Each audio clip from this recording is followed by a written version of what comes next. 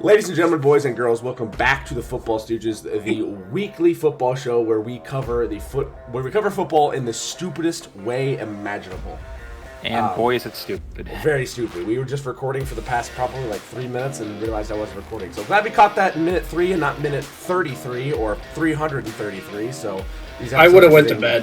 Yeah, It's going to be a 333-minute podcast? Well, that's okay. That is we've gotten some of them have gotten quite long. We've done a 5-minute podcast It's like a before too. 6-hour podcast. Wait, when did we do a 5-minute podcast? His thing got corrupted. KDF did a 5-minute KDF news. Yes. And then we called it. Yeah, there was a corrupted video. I forget which number it was. We're getting close to 100 episodes. Not gonna lie, guys. Not gonna lie. But yeah, let me stop leaving you in the dark. Let me introduce everybody. This is, again, the weekly podcast show. I'm the host, Lob. I cannot do this alone. Welcome to the other members of the Football Stooges, my compatriots in Stoogery. First up, we have the Purell hand sanitizer and Philly resident in spirit, Mastodon.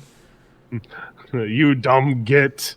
Green is best. And about Warhammer, yep. You Zogan Warhammer DLC came out, and I was doing an orc campaign for a bit just to see the new mechanic. Next up, I'll introduce them like I introduced them before when we were not recording correctly. Ned Flanders wannabe, Gorlami. Burt Reynolds joke when we weren't recording. Ned Flanders joke now that we're recording. I can keep them coming. I don't have a good one for like when I shotgunned a beer. You did shotgun a Bush Light. Yeah, we didn't record it. But we'll just pretend. I got a vodka soda. One of the main characters from Masters of the Year. Shotgun a vodka seltzer, dude. Holy shit, dude. Vodka soda, baby. Do it. Vodka soda. No. He's still going for it, and my God. Kill your lungs. Next up, lungs, liver. Chicago fan himself, Mastodon. Mamba, my liver's already dead. It doesn't work. Mamba, Mastodon, Mamba. I've been working a lot. Fuck off. Much melanin. Fuck off. You want to try that? Holiday season. House. Try that again. Oh my God. All right. Next up, Rumpelman's Rumpelman's fan himself, Mamba. You mean Malort? Oh my God. That's Rumpelman's Malort. Take 3. If you guys ever seen Gravity Falls, Grunkle Stan is Mastodon. Yeah. Kind of true. That is kind of true. Why am I being bombarded with that? You're not. That's actually kind of a compliment. That's not a diss. Bro. That's not a diss. I know Grunkle Stan, but it's just like the fucking old jokes, like from Mamba right now. It's like I didn't even do anything to you yet. It was Lob. All right. Everyone says I look like a You're just such a spectacle. Everyone tells me that like I look like the prepubescent version of the like engineer on the Polar Express with a long red beard that when you pulled on it he would scream at the elk. You know that one. That's a reference. It is a reference. And speaking of references, looks like your former head coach got a reference to coach at UNC, K-Duff. Good for him. Yeah. That's all I got to say about that. Tar Heels are gonna sell out of cut arm sleeve hoodies soon. He's going to recruit the 19-year-olds. Wait, you mean when it's not already fucking? It's North Carolina. We're on to Duke. Yeah, on the Duke. A lot of sources speculated why Bill Belichick went to UNC, which we'll talk about. I think the main reason is because his girlfriend just enrolled there as a freshman. Yikes. Yeah. Yikes.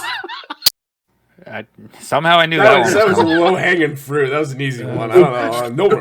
No respect. Kind of like Bill's balls. Even so, it can set off Massa. Like anything can set off Massa. I could say pudding to you after like 5 seconds of silence, and you would start laughing. No, just a fucking straight face. It's just how he said it. Pudding. Yeah. All right. There's a lot to get to. We are in the late season of the NFL. There is a lot of statistical probabilities about teams making the playoff. Teams are now starting to get eliminated. Somehow the Bengals aren't eliminated, but the probability of them getting in is less than 5%, which is ridiculous. But honestly warranted the way they played. So we got a lot of games to cover. Zach Taylor. Yeah, a lot of games to look at, a lot of games to cover. College football has officially announced their bowl schedule and college football playoff. We'll give a quick look at that and tell you what we think, if they're there or not. Fuck you, Roll Tide. Mamba's frozen already, so this is off to a great start. What a thing to freeze on now. Oh, it is gone. This episode is going to be chaos, and we're also closing in on 100 episodes, so I'm really excited for that. I don't think we'll probably hit it in 2025. I think we'll hit 100 episodes. What number we're is at? I think we're in the mid 90s. I'm checking You it right now. You didn't look this up before the episode? I didn't know. It just kind of came up. 90 is this is going to be 93, so it'll be in 2025. It'll be in 2025, yeah. So we're nearing 100 episodes. I never thought it would get this far. I can't believe Mamba stayed awake for 100 episodes, but here we are.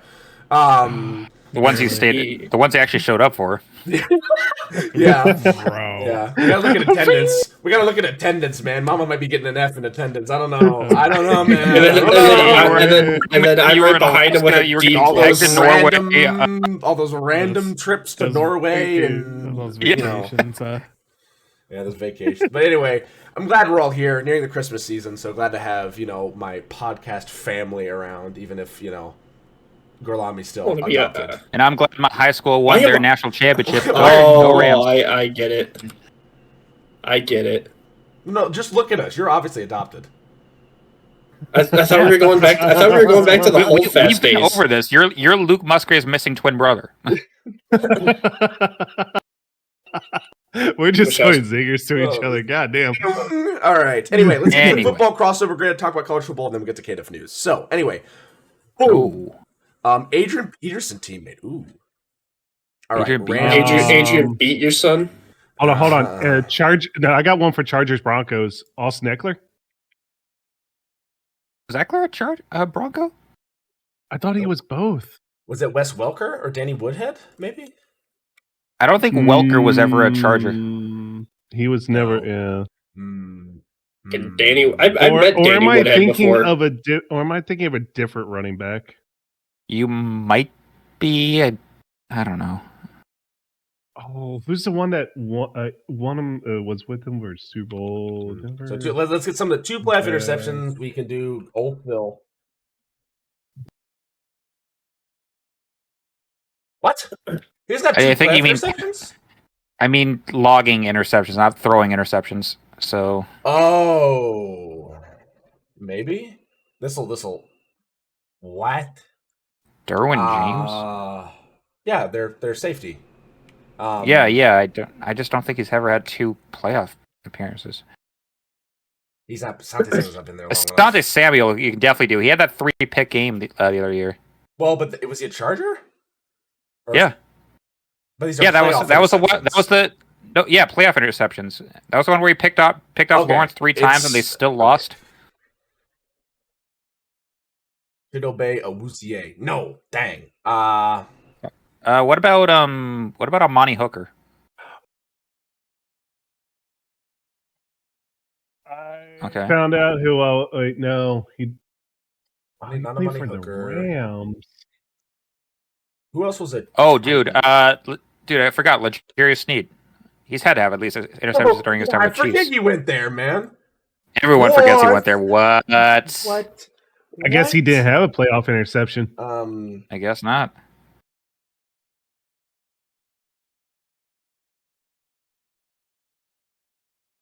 Richard Sherman. He was never a teammate. Oh, he was off of the sea. Bobby Wagner? Bobby B? Okay. Bobby Wagner. Bobby. All right, so Tennessee Titans 2 playoff interceptions. Damn it, Bobby. God dang it, Bobby. That boy just ain't right. This boy is not correct. He's flawed. Trying to figure out 2 playoff interceptions as the Titans. A lot of Titans DBs don't come to my mind. Do I already named the 2 I can think of. Oh, who was the guy that made the tackle that saved the... No, that was a Rams. Those were Rams against the Titans. That was Rams, yeah. Trying to think of guys at the end of their career who just went to the Titans, but I can't think of any. No. Is that the retirement home like Arizona? No, yeah, you're right. Maybe the other ones. Adrian Peterson teammate that was a Bronco. Adrian Peterson played for the Vikings. He played for the Seahawks. He played for the Saints. So the Redskins. Name redacted. Yeah, now the Commanders. He played for the Washington football team. That's now a Bronco. It's now a Bronco. This is stumping us here. Yeah. Was Terrell Davis ever a Charger? Let's look. Let's try it. No, he was always Broncos. No. So he's played for both LA teams.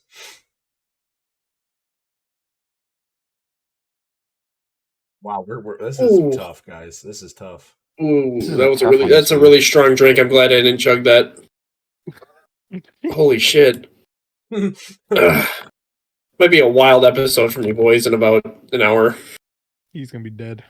Adrian Peterson. Oh my gosh, guys! Fuck! If they were to switch the Titans to Rams spot, we put Von Miller for Denver Rams. But damn it! Yeah, I'm trying to think of quarterbacks that Peterson had. I'm trying to think of like other ones.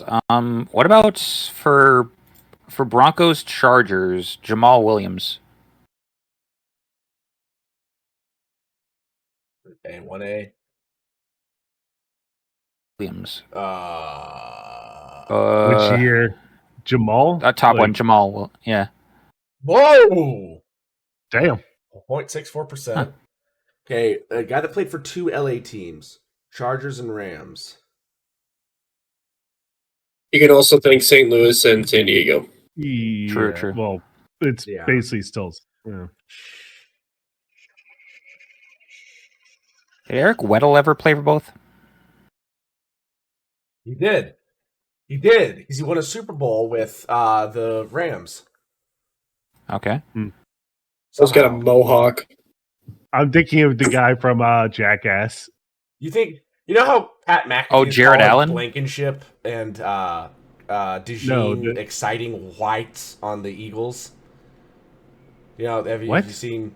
Wait, Pat what? Pat McAfee's been calling Cooper DeJean and Blankenship the exciting whites on the Eagles.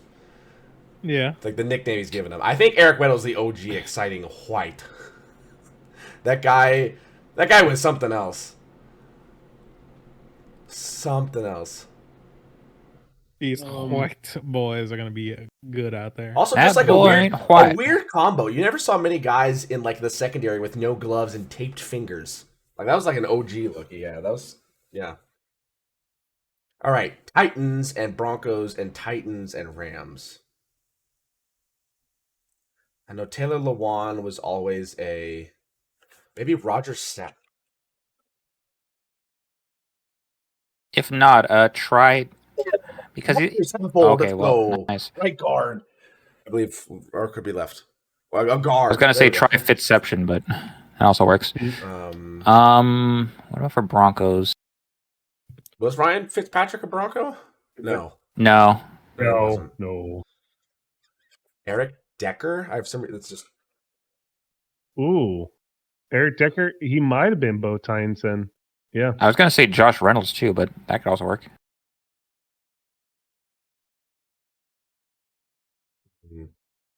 What was that center that the Titans signed in the offseason that was a Bronco? Cushion something? Oh no. Cushionberry, that's right. Eric Decker did work. I got one for Peterson, teammate for the Broncos. You do? Kind of forgot about him. Gary Zimmerman. Nope. What? Huh. For the Broncos and a Peterson teammate? Nope, didn't work. Because it had the date be up to 97. Hit me. Yeah, he was already retired by the time Adrian Peterson started playing. I forgot when Peterson started playing. 07. Yeah. So a Titans player with 2 playoff interceptions. It's not L'Jarius Sneed. It's not Chidobe Awuzie. And these are like you're picking off the quarterback, not throwing the pick. So reminder for Peterson's career history: Vikings, Saints, Cardinals, Washington, Lions, Titans, Seahawks. So There's a lot of teams he could have played for that had players Vernon go Davis. to.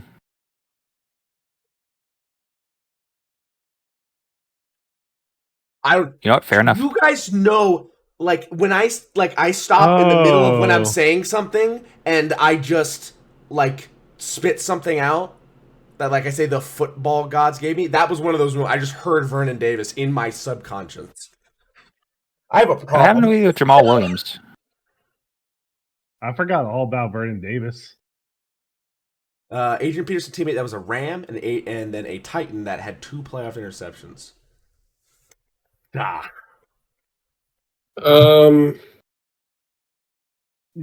Trying to I'll think think guys on Redskins too, because Pearson played for the Redskins. Oh wait, we got it. Shit, I'm fucking yeah, stupid. that's.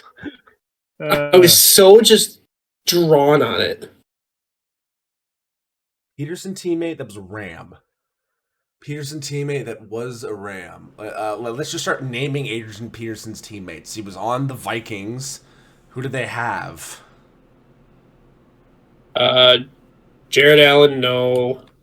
Also trying to think guys he like shared a backfield with, like I know he was with DeAndre Swift back when he was in the Lions.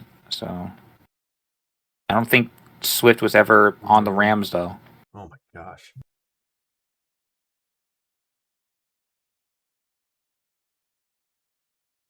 Todd Gurley. It's an old school Ram. Jared Goff.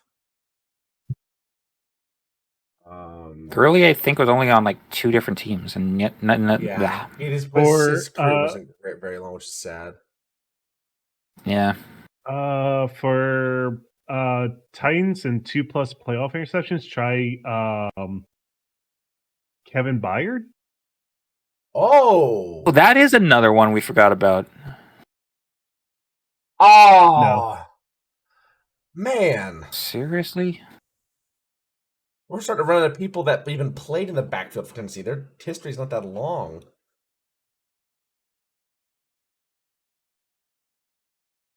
Like, who was playing with them when they had, like, Tannehill and Lewan and, like, prime Henry? Or it's still Henry's still in his prime, but, like, young Derrick Yeah, that's Henry. what I'm thinking. Like, who else? Like, we're missing people here, man.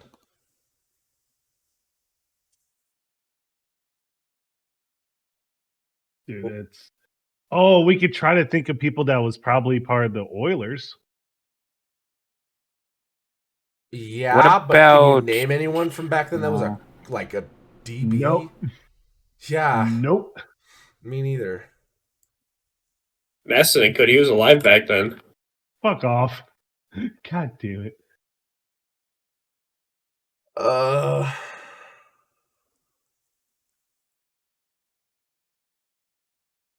This is, man, we haven't been stumped on one of these in a while, guys. This is not good. Yeah. 2 playoff interceptions, DBs, Titans DBs. Did anybody have a stop or even middle linebackers for them? They have some good middle linebackers, but I can't remember their names right now.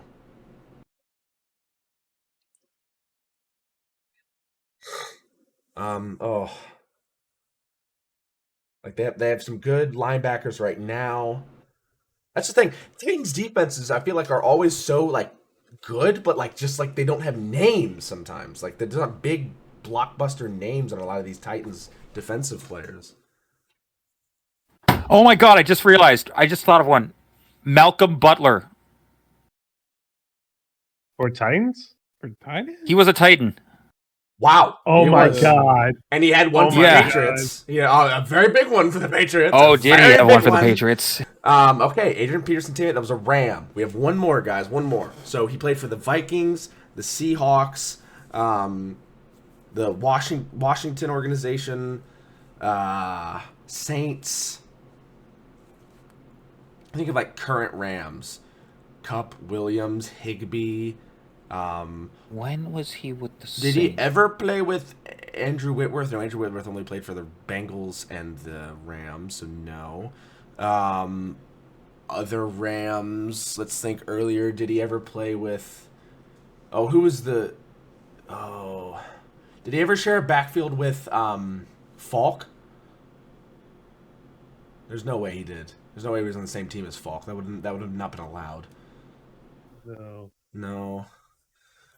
Ram. Aaron Donald was only because Ram. I'm also flashing back to all the way back when he was in the Vikings. 'Cause I'm also thinking like what other Vikings players have also been Dante Broncos Culpepper. players. No, Rams. John Sullivan. John Sullivan. Who the fuck is that? Just center. He was a center. John Sullivan. Booyah! Thank you, Gore Lummy. Oh my god! Because I was about to say, All right, let's look at some of the other if that ones. didn't work. Stafford. Oh, he was a Lion. He was. Andrew Peterson was a Lion. Oh yeah, He was a Lion for like 2 days. What the fuck? How do we think of that? Okay, and he was a Seahawk too. Oh my god! Oh my gosh. Antonio Cromartie, Robert Woods, Cortland Finnegan. I never would have guessed any of these.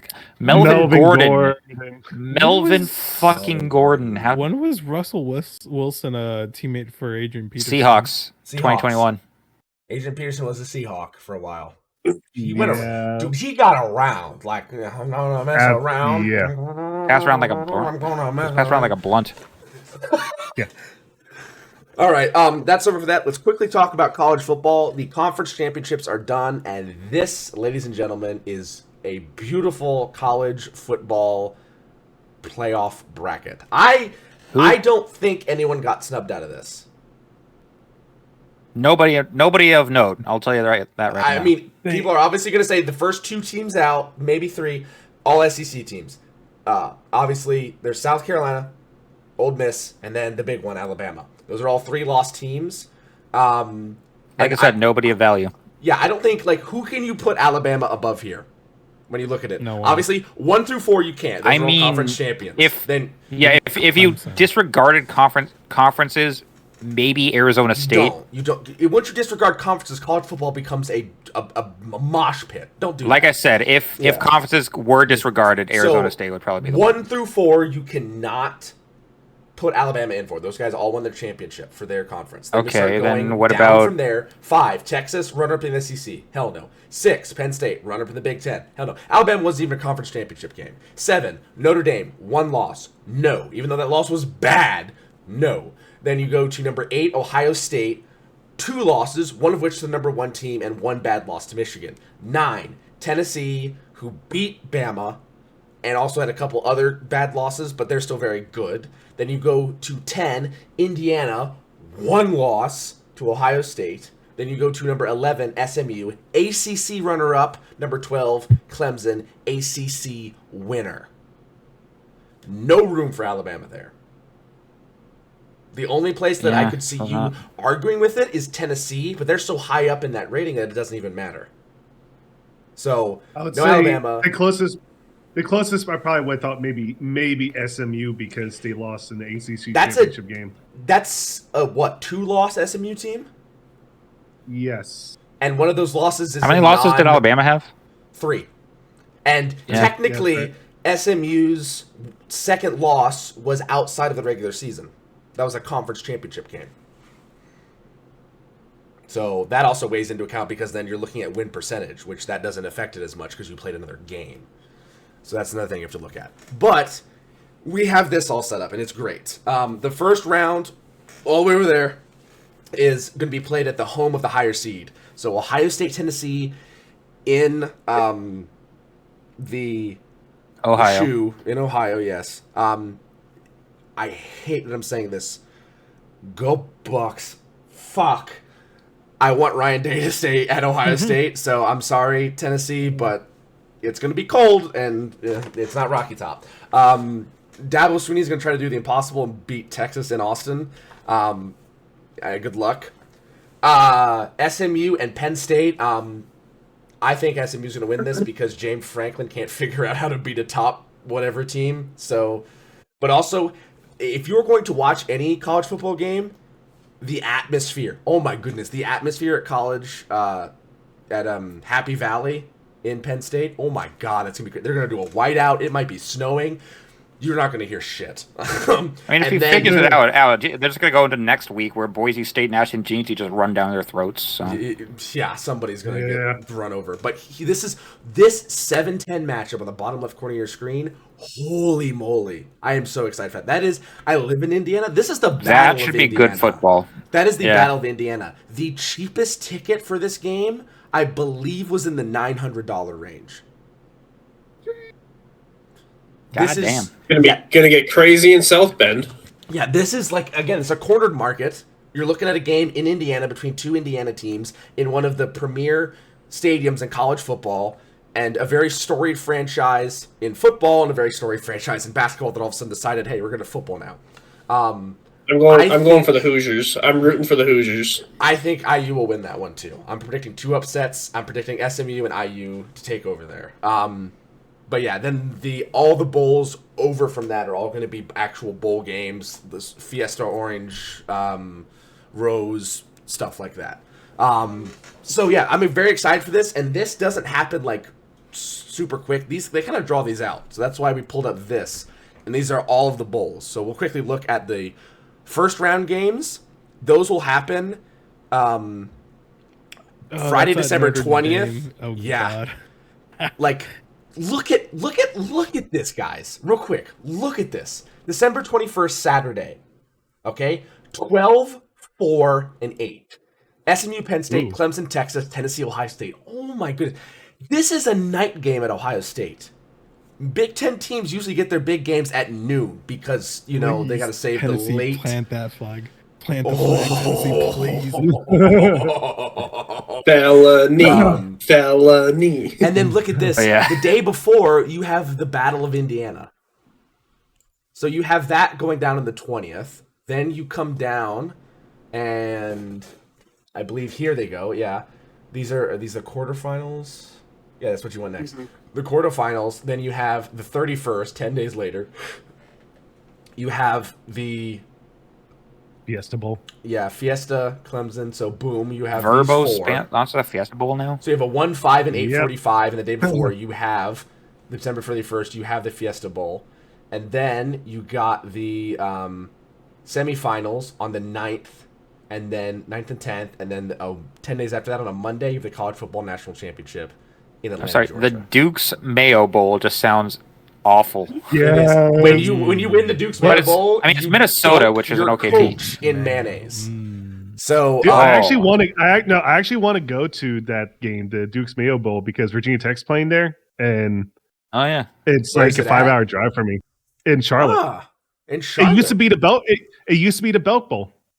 Oh, nice. Yeah. I would go to it. I would love to, but it's just a matter of when I get my house and all that. Yeah, so that's good luck beating Minnesota, though. They are a very well coached team, so it's going to take a tough. Tech is on their third string QB right now because of the injuries. Ooh, ouch. Yeah, but also you don't know who from Minnesota is going to be playing again with these bowl games because they're after the college football playoff has been announced. So many guys are not playing because of their NFL draft stock, which is understandable but sad. Yeah, I know they've got a couple players that are probably going to be going in the first couple rounds, like their offensive tackle, Ursery, or whatever his name is. Yeah. Were you talking to me or? I was just kind of saying that. Me? Yeah. We'll quickly take a look at all the bowls real quick, just to go through some of them. Let's not forget the most important game is this week. Oh yes, absolutely. Army Navy Bowl. This is the most competitive. Well, I would say the most talented. I feel like the Army Navy Bowl has been as far as like Army Navy skill compared to the rest of college football in a long time. Army, I believe, is still ranked in the top 25, and Navy only fell out of it because of a bad loss to Notre Dame and a few subsequent fall aparts after that. Army won their conference championship. Bro. Yeah, Army won the American Athletic Conference. Like, yeah. Wars will start over this game. Yeah. No. And the Japanese Navy with the field chair. All right, so this all starts, and look how many days we don't have. Like December 14th. Isn't that this weekend? Yeah, Saturday. This starts Saturday. Tomorrow for you viewers. Tomorrow at noon. This starts Saturday, December 14th. And then you don't have many, there's not that much space in between all of them. So the Cricket Celebration Bowl, Jackson State and South Carolina State. Then you have the Salute to Veterans Bowl, South Alabama and Western Michigan. The Frisco Bowl, Memphis and West Virginia, Boca Raton Bowl, Western Kentucky and James Madison. The Art of Sport LA Bowl, hosted by Gronk, California versus UNLV. There's going to be so much booze at that. Holy shit, man. If you want to go to a game and get blasted, go to that one. Inglewood, California. The Arnell Carriers New Orleans Bowl, Georgia Southern and Sam Houston. Staff DNA, I believe, Cure Bowl. Ohio versus Jacksonville State. Ohio, who won the MAC. If you haven't seen a clip, every week the College Football Game Day brings on a celebrity picker to pick games for that week. And for College Championship Week, they brought Timothée Chalamet because he's got a new movie coming out. They're going to, plug that. Yeah, it sounded like he knew what he was talking about, though. He did. He researched stuff, and he was the only guy on that panel of experts who all they do is cover football, and he picked Ohio, and he was right. Wow. The guy was spitting facts. Bro knows ball. Bro knows ball. Lisan Al-Gaib knows ball. Lisan Al-Gaib. The Gasparilla Bowl was Tulane in Florida. That'll be a good game because Florida sucks. It'll be interesting. The Myrtle Beach Tulane's Bowl, not bad this year. No, they've been ranked for a part of the season. Coastal Carolina and UTSA will be in the Myrtle Beach Bowl, the Idaho Potato Bowl, Northern Illinois, and Fresno State. Holy shit, that's a long flight for UTSA, and Coastal Carolina is like maybe 4 hours away. How about this? The Hawaii Bowl, South Florida and San Jose. Yeah, that flight from South Florida, Miami to Hawaii. Christ. Yeah. The Game Above Sports Bowl, Pittsburgh and Toledo. That'll be an interesting game. The Rape Bowl, Rutgers and Kansas State. That could get scrappy. Both of those teams are very talented. Interesting. The Ventures Bowl, Arkansas State and Bowling Green. The Lockheed Martin Armed Forces Bowl. If there's not a flyover of an entire squadron of F-22s, I don't want to see it. Oklahoma versus Navy. That phrase is like a psychic damage to me. When, in the world, Oklahoma had a bad year. Navy? That's crazy that Navy's that good this year. It's going to be a carpet bombing. And even the crazier thing, the Birmingham Bowl. Georgia Tech is playing Vandy. That is a rivalry game, I believe. I believe Georgia and Vandy have a rivalry because Georgia Tech was in the SEC before they left in the 70s, I believe. I'm not an SEC expert, so okay, please. Yeah, I don't think any of us are. Last time was alive in the 70s, so he'd know. Oh, Fuck off. Okay. God damn it. Old man. I'm actually looking it up. So, the I'll last probably make time those jokes knowing I'm the second oldest guy on the podcast. Yeah, you go fuck yourself. Yeah, but you're not as old as Mastodon. And let the man talk. Respect your elders. No. I'm sorry. I'm trying to look up. God damn. So it seemed to be sometime back in the 50s or 60s last time they really. Georgia Tech obviously was in the SEC. They were removed themselves and were removed. It's complicated. There's a lot of good YouTube videos about that, but that'll be a good bowl. Both those teams are very talented. They've had really good upsets this season. Georgia Tech almost beat Georgia in the last game of the season in 8 overtimes. Texas Tech. Yeah, I'm looking at it. The last time that Georgia Tech and Vandy met was all the way back in 2016. It was out of conference game, yeah. Yeah. DirecTV Holiday Bowl, Syracuse and Washington State, Las Vegas Bowl, Texas A&M versus USC. That could be a very good game if USC decides to play football. The Fenway Bowl, UConn and North Carolina. The Bad Boy Mowers Pinstripe Bowl, Boston College and Nebraska.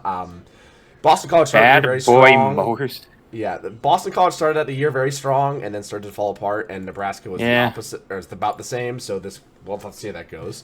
They're playing at Yankee Stadium. That's why they call it the Pinstripe Bowl. The New Mexico Bowl, Louisiana versus TCU, and then the best bowl of them all, the Pop-Tart Bowl, where the winner gets to cook and eat a human-sized Pop-Tart is between. Yeah, I was gonna say, are they gonna bring back the edible mascot?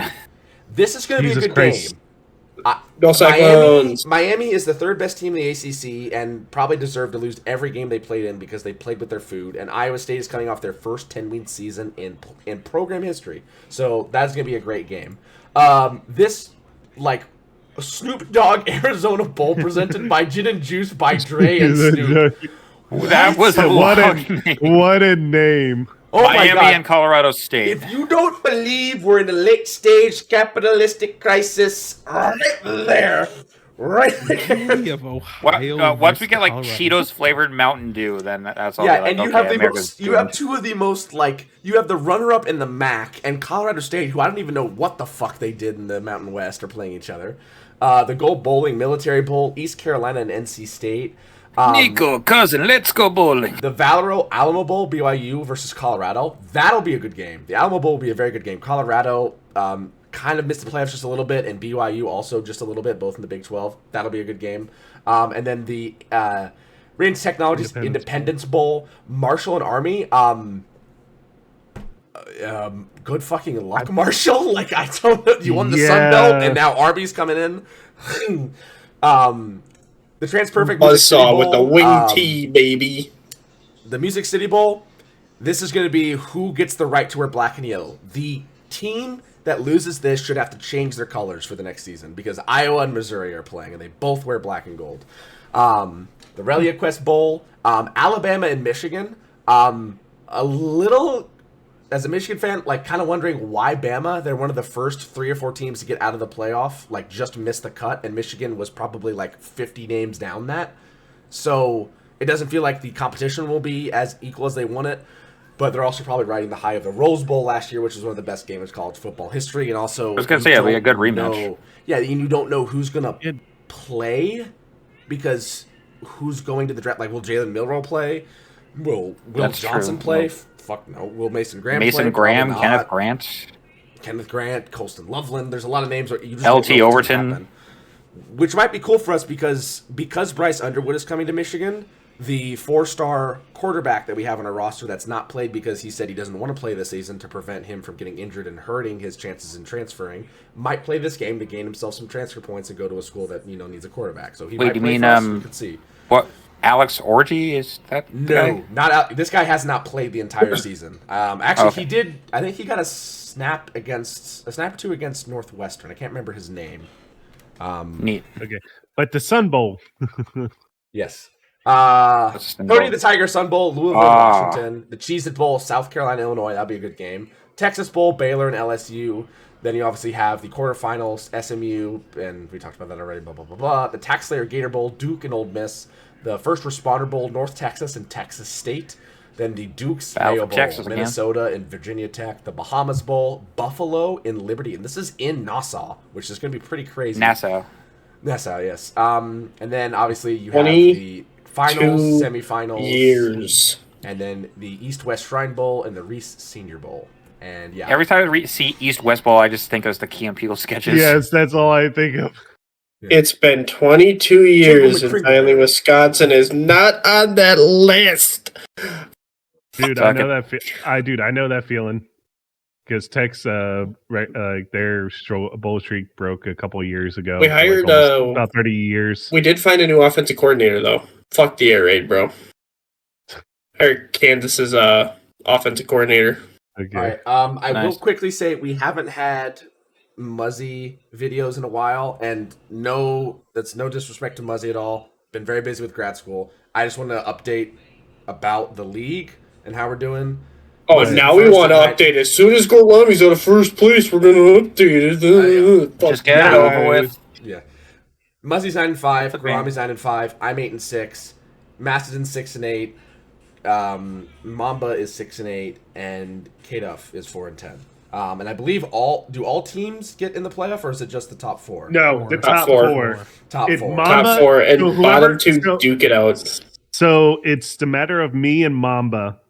Whoever wins and loses gets to be the last spot in the playoffs because everybody except for K-Duff, Mamba, and me are in the playoffs right now. Mm-hmm. I will accept a loss to K-Duff this week if it means I go to third place and not have to play. Not have to play lob because if I play lob first round, I'm just screwed. so you don't have to play lob. Yeah, it's gonna end up being me and Muzzy in the final again. We'll see how it goes. Even though I picked up Ravens defense for this week. All right. Here we go. Let's go ahead. I think half my bench players are hurt. We're going to go ahead now to K-Duff News.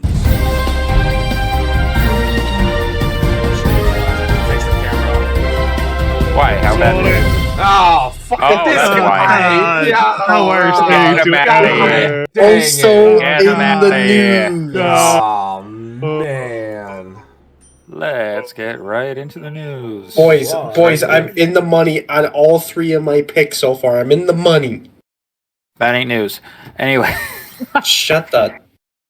Anyway, let's just get this going. Injury news. Kua is going off. He is, which it's a good thing I got him starting this week.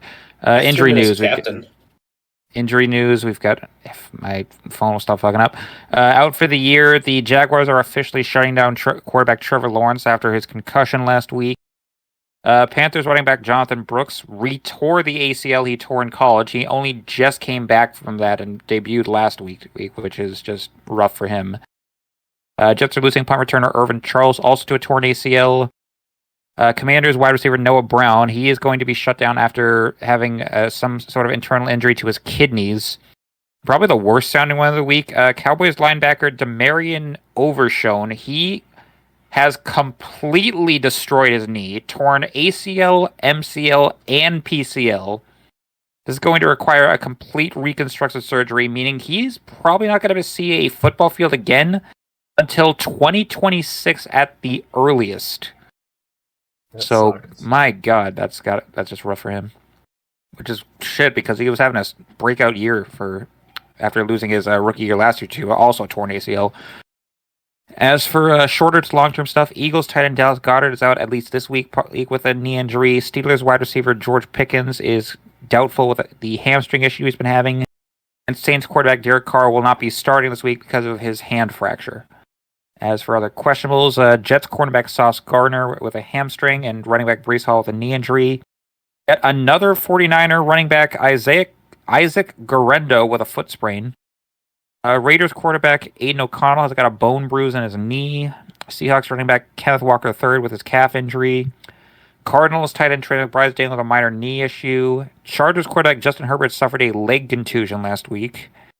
Browns tight end David Njoku and Titans running back Tony Pollard with hamstring injuries. Eagles defensive tackle Jalen Carter with a shoulder injury. Giants quarterback Drew Lock has an ankle injury, meaning we will be seeing Tommy DeVito make another start. And Chiefs wide receiver Hollywood Brown also is probably going to be coming back from his shoulder injury. In other, well, not exactly injury, but health-related news, Hall of Fame wide receiver Randy Moss announced he's going to be going on hiatus from ESPN's Sunday NFL Countdown for undisclosed health reasons. I was actually seeing something that he might be dealing with some sort of really serious cancer, so we wish him the best in that. The rumor is liver cancer. Oh. Rumor on the street, yeah. So again, a rumor, we can't confirm it. But. If it's true, then that's why I said rumor. Yeah, that's the rumor. Yeah, he was hoping he can get treated for that well.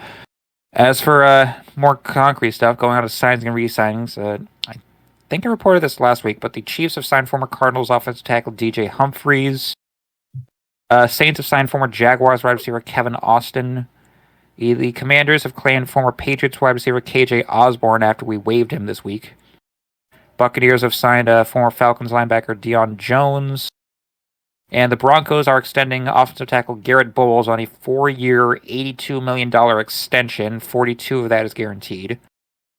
As for trades and retirements and stuff like that, the Browns have waived wide receiver Kadarius Toney after a really awful muff cut in their game. And unsportsmanlike. Oh, yeah. This guy is going down. It's like probably the biggest bust of the 2020s.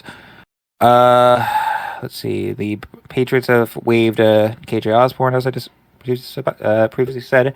And despite his improbable yet amazing performance as a starting QB this season, the Vikings are not expected to retain quarterback Sam Darnold, meaning he will become, if they don't resign him, and after I say this, of course, he is expected to become a free agent at the end of the season.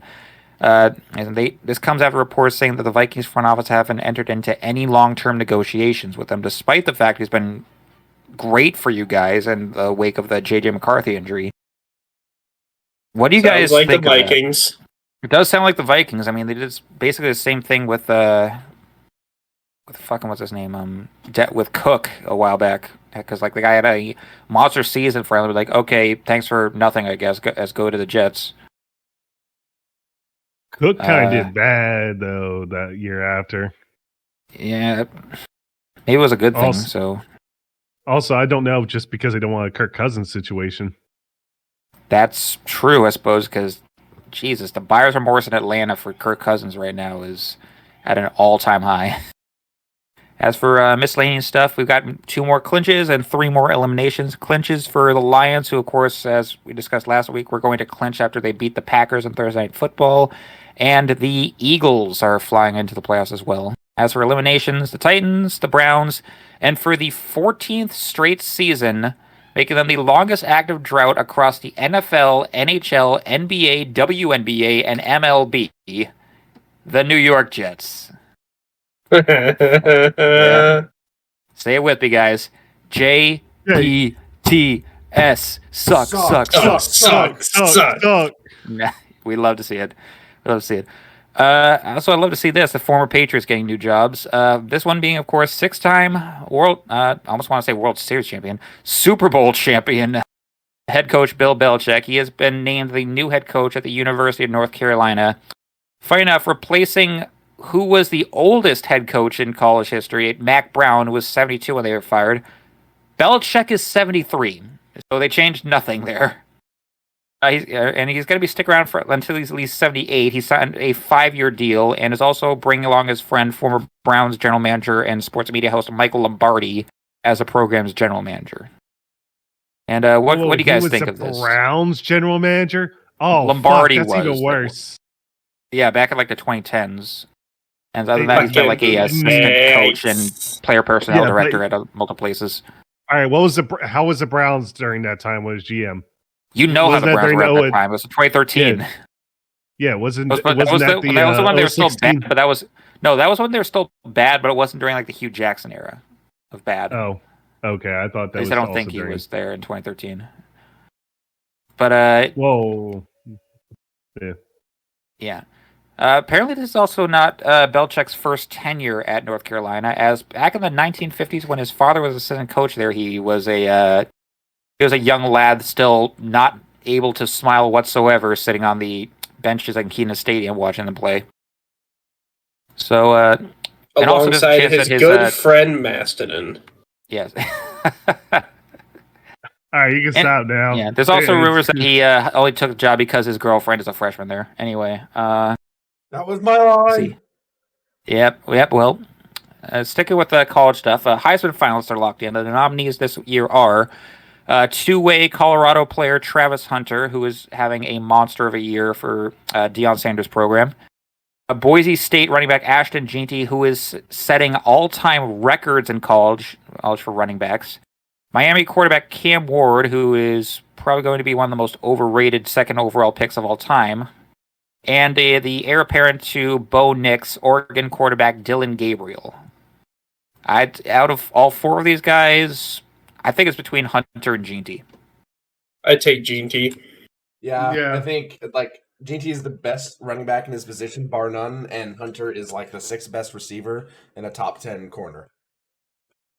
True. Finally, other college stuff. This getting very mildly political just because how dumb this is. A state representative in Ohio's Congress has put forward a bill that would make it officially illegal for any visiting team to the Ohio State University to plant their flag midfield. Okay, no. We need full context here. Full context. It'd be a felony. Here's the Class 5. They're salty. I don't know why I have a salt shaker in my hand here. A felony is still a felony. Yeah, that is on. I believe that's on your permanent record. Like, yes, you are for the rest of your life known as a felon. Also, the rule is written horribly wrong. It says planting at the 50-yard line. So you could go to the end zone and plant in the O in the end zone, or the 40, or the 49-yard line. But as soon as it touches the 50-yard line, it's a problem. I'm going to go 49.5. Really push our limits here. It's not that the rule is also stupid, soft, and lame. It's also written super vaguely and totally exploitable. Most likely by a Buckeyes fan that's still salty about that thing. So, Don't want your flag planted in your stadium? Don't lose at home. Written by a Buckeyes fan who went to Ohio University, partied for 4 years, and learned nothing. What do you expect? Exactly. Anyway, outside of college stuff, as we get back in the NFL stuff, Bengals quarterback Joe Burrow has announced that his house was burglarized while the team was in Dallas for Monday Night Football. No word on what was taken or if anyone was hurt. I assume not.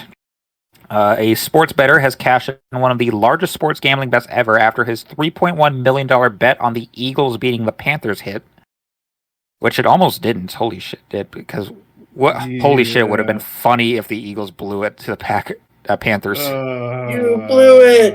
We'll be getting to that. We'll also be getting to this. Bills quarterback Josh Allen, 50 points in fantasy this week after his 6-touchdown performance set an NFL record, becoming the first quarterback in NFL history to record 3 passing and 3 rushing touchdowns in a single game. And the Bills still lost. Yeah. And more news, history, making for another New York team, this one being the Giants. They have only 1 recorded interception all season that was made all the way back in week 1, making their 11-game streak of no picks being the league's longest since 1993. And not only are they on this week's news cycle for 2 dumb things that happened in this game. Not only what did a Giants fan fly a plane over MetLife Stadium, pleading owner John Mara to, quote, fix this dumpster fire, but also an undisclosed member of the Giants, it is unknown who this was, reportedly gave tickets to an OnlyFans model so she could flash Saints players and reportedly distract them to try and help the Giants win. And as we know, that did not help out whatsoever. Game is game. Game is game. Game's game, yeah. Yeah. That is insane levels of trolling. That is absolutely crazy. It really is. That's all I got, by the way. Wait, you don't have the Brett Favre news? What Brett Favre news? All right, going back to Gorlami now for Brett. Gorlami news. Brett Favre news. Who is it? The guy who held the all-time sacks leader, Mike Gastineau. Gastineau, confronted Favre, saying how much he hurt him for quote unquote taking a dive, and Giants player getting the sack and taking away his game. The game where the sack record was broken by Michael Strahan was against the Packers and Giants. And Michael Strahan, who is a very large and muscular individual, especially during his playing days, came around the corner. Brett Favre was doing a play action and turned. Brett Favre then looked and saw a mountain of a man in front of him and said, fuck getting hit, I'm laying down, and laid down. He made a business decision, and Mark Gastineau went... and okay, so that's just basically it. And I'm pretty sure some of his former teammates have just been saying he's extremely selfish. So it's a nothing burger that just whatever. All right, Packers Lions. Let's see the Packers lose. Yeah. Now this is for Packers fans. Hold on. There was a video I was going to show. Damn it. Okay. Wait, well, we have to. Okay. Anyway, Gorlami, I saw this video. I thought of you.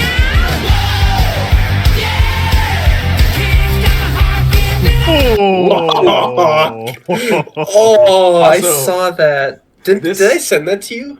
I don't. Maybe. I don't know. But this was about the college football playoff, which I thought was really funny. Bedlam. Cool name. Superpowers? I can distort electrical fields, including the one inside your brain, causing anxiety, confusion, pain. So basically, you're Dave Matthews. We can use him. I'm a zeitgeist. Cool. I like it. So you have the power to put your finger on the pulse of society? No, I spit acidic vomit. Oh. Do you want me to demonstrate? No, yeah, we'll take your word for it. Yeah, listen, we've all eeten these. Okay. He even looks like an Arizona State fan. The Vanisher. It works so well. The Vanisher. Vanisher. Nice, right? He's not here, is he? He may be running late. My name's Rusty, but I go by Shatterstar. That's good. Yeah, Rusty is toughy, terrible. So, where are you from? The planet Mojo World. So you're an alien, I guess. How does that help us? I'm basically better than you at everything. Just once. Basically Notre Dame better fan. Sounds like a Notre Dame fan. Yep. Functional idiots. Rudy. I'm gonna go Rudy. Rudy. You shut your mouth. Meet. Domino. What's your shtick? I'm lucky. Oh yeah. That's not a Lucky, superpower. yep. Yeah, it is. No, it isn't. Yes, it is. No, it isn't. Yeah, it is. No, it isn't. Yes, it is. No, it isn't. Yeah, it is. It really isn't. No, it isn't. Yes, it is. Told you. Get out of my head! I'm not in your head. I'm in an 11-year-old's bedroom. Well, if you're so lucky, then what are you doing here with us? No, well, I don't know yet. What's that supposed to mean? There's a reason why I'm here, and I'll know when I know. Everything usually just kind of works out for me. Like 2008 Ryan Reynolds. I don't know who that is. You're hired. Lucky. I like her. And last but not least, Peter. Am I getting catfished here, or any powers you want to tell us about? Any, No, I don't have one. I just saw the Sounds ad. like SMU. no superpowers at all? I have both type 1 Bam and on the 2 back. diabetes. Ow! Oh, that's all the diabetes. right, yeah, you got them all. If you find a type 3, let us know. Yeah. You're in. Yeah.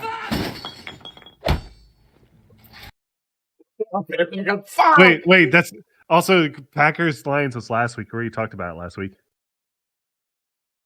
Yeah, we It was did. Thursday night. Oh, Yeah. we did, but it was That was Thursday the night. Oh, we have to talk about it. Yeah. Oh, Don't.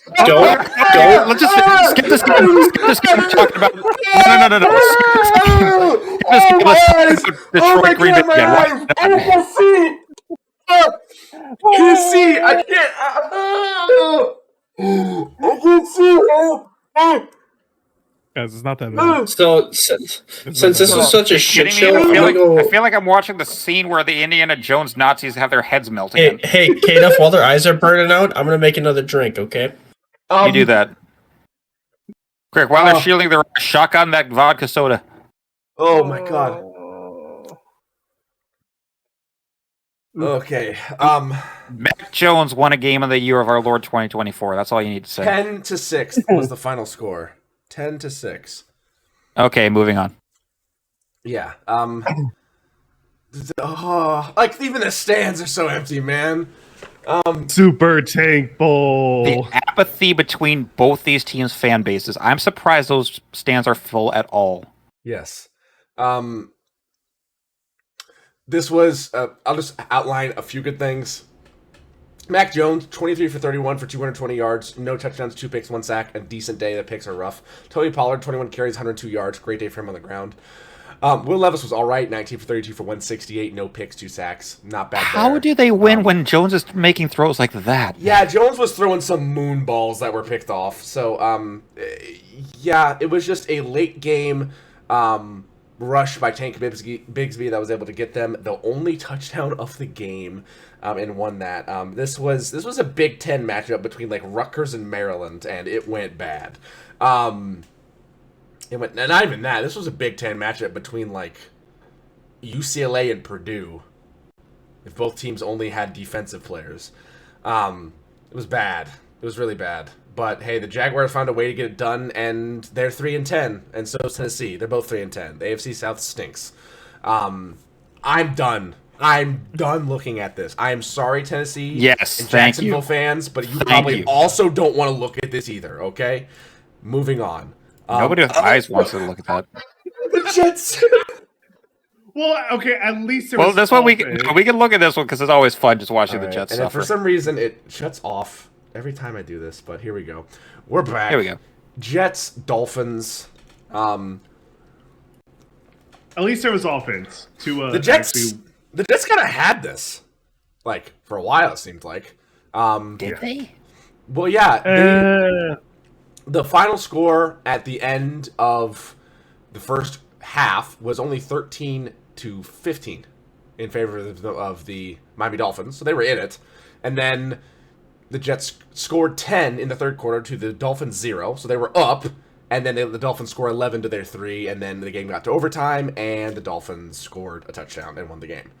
So the Jets, again, once well, the Jets, once again, much like a jet without, soldering or bolts, flew apart in the middle of the air. Just fell apart into pieces. Aaron Rodgers, just hit a flock of geese and crash into the Hudson again. This is Aaron Rodgers' best game this year. 27 for 39 for 339 yards, 1 touchdown, no picks, 3 sacks. This Dolphins defense is abysmal. And they have not Jalen Waddle, what am I saying? They have Jalen Ramsey, yeah.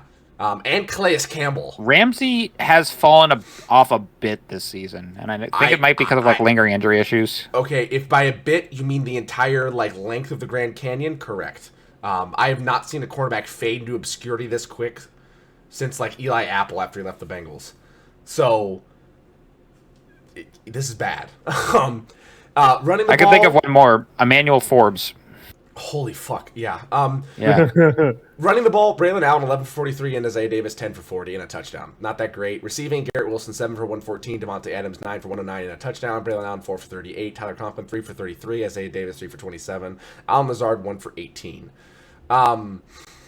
For the Dolphins, Tua Tagovailoa 33 for 47 for 331 yards and 2 touchdowns. An amazing performance from him. One of the best performances from a quarterback in a win this week. Keyword in a win.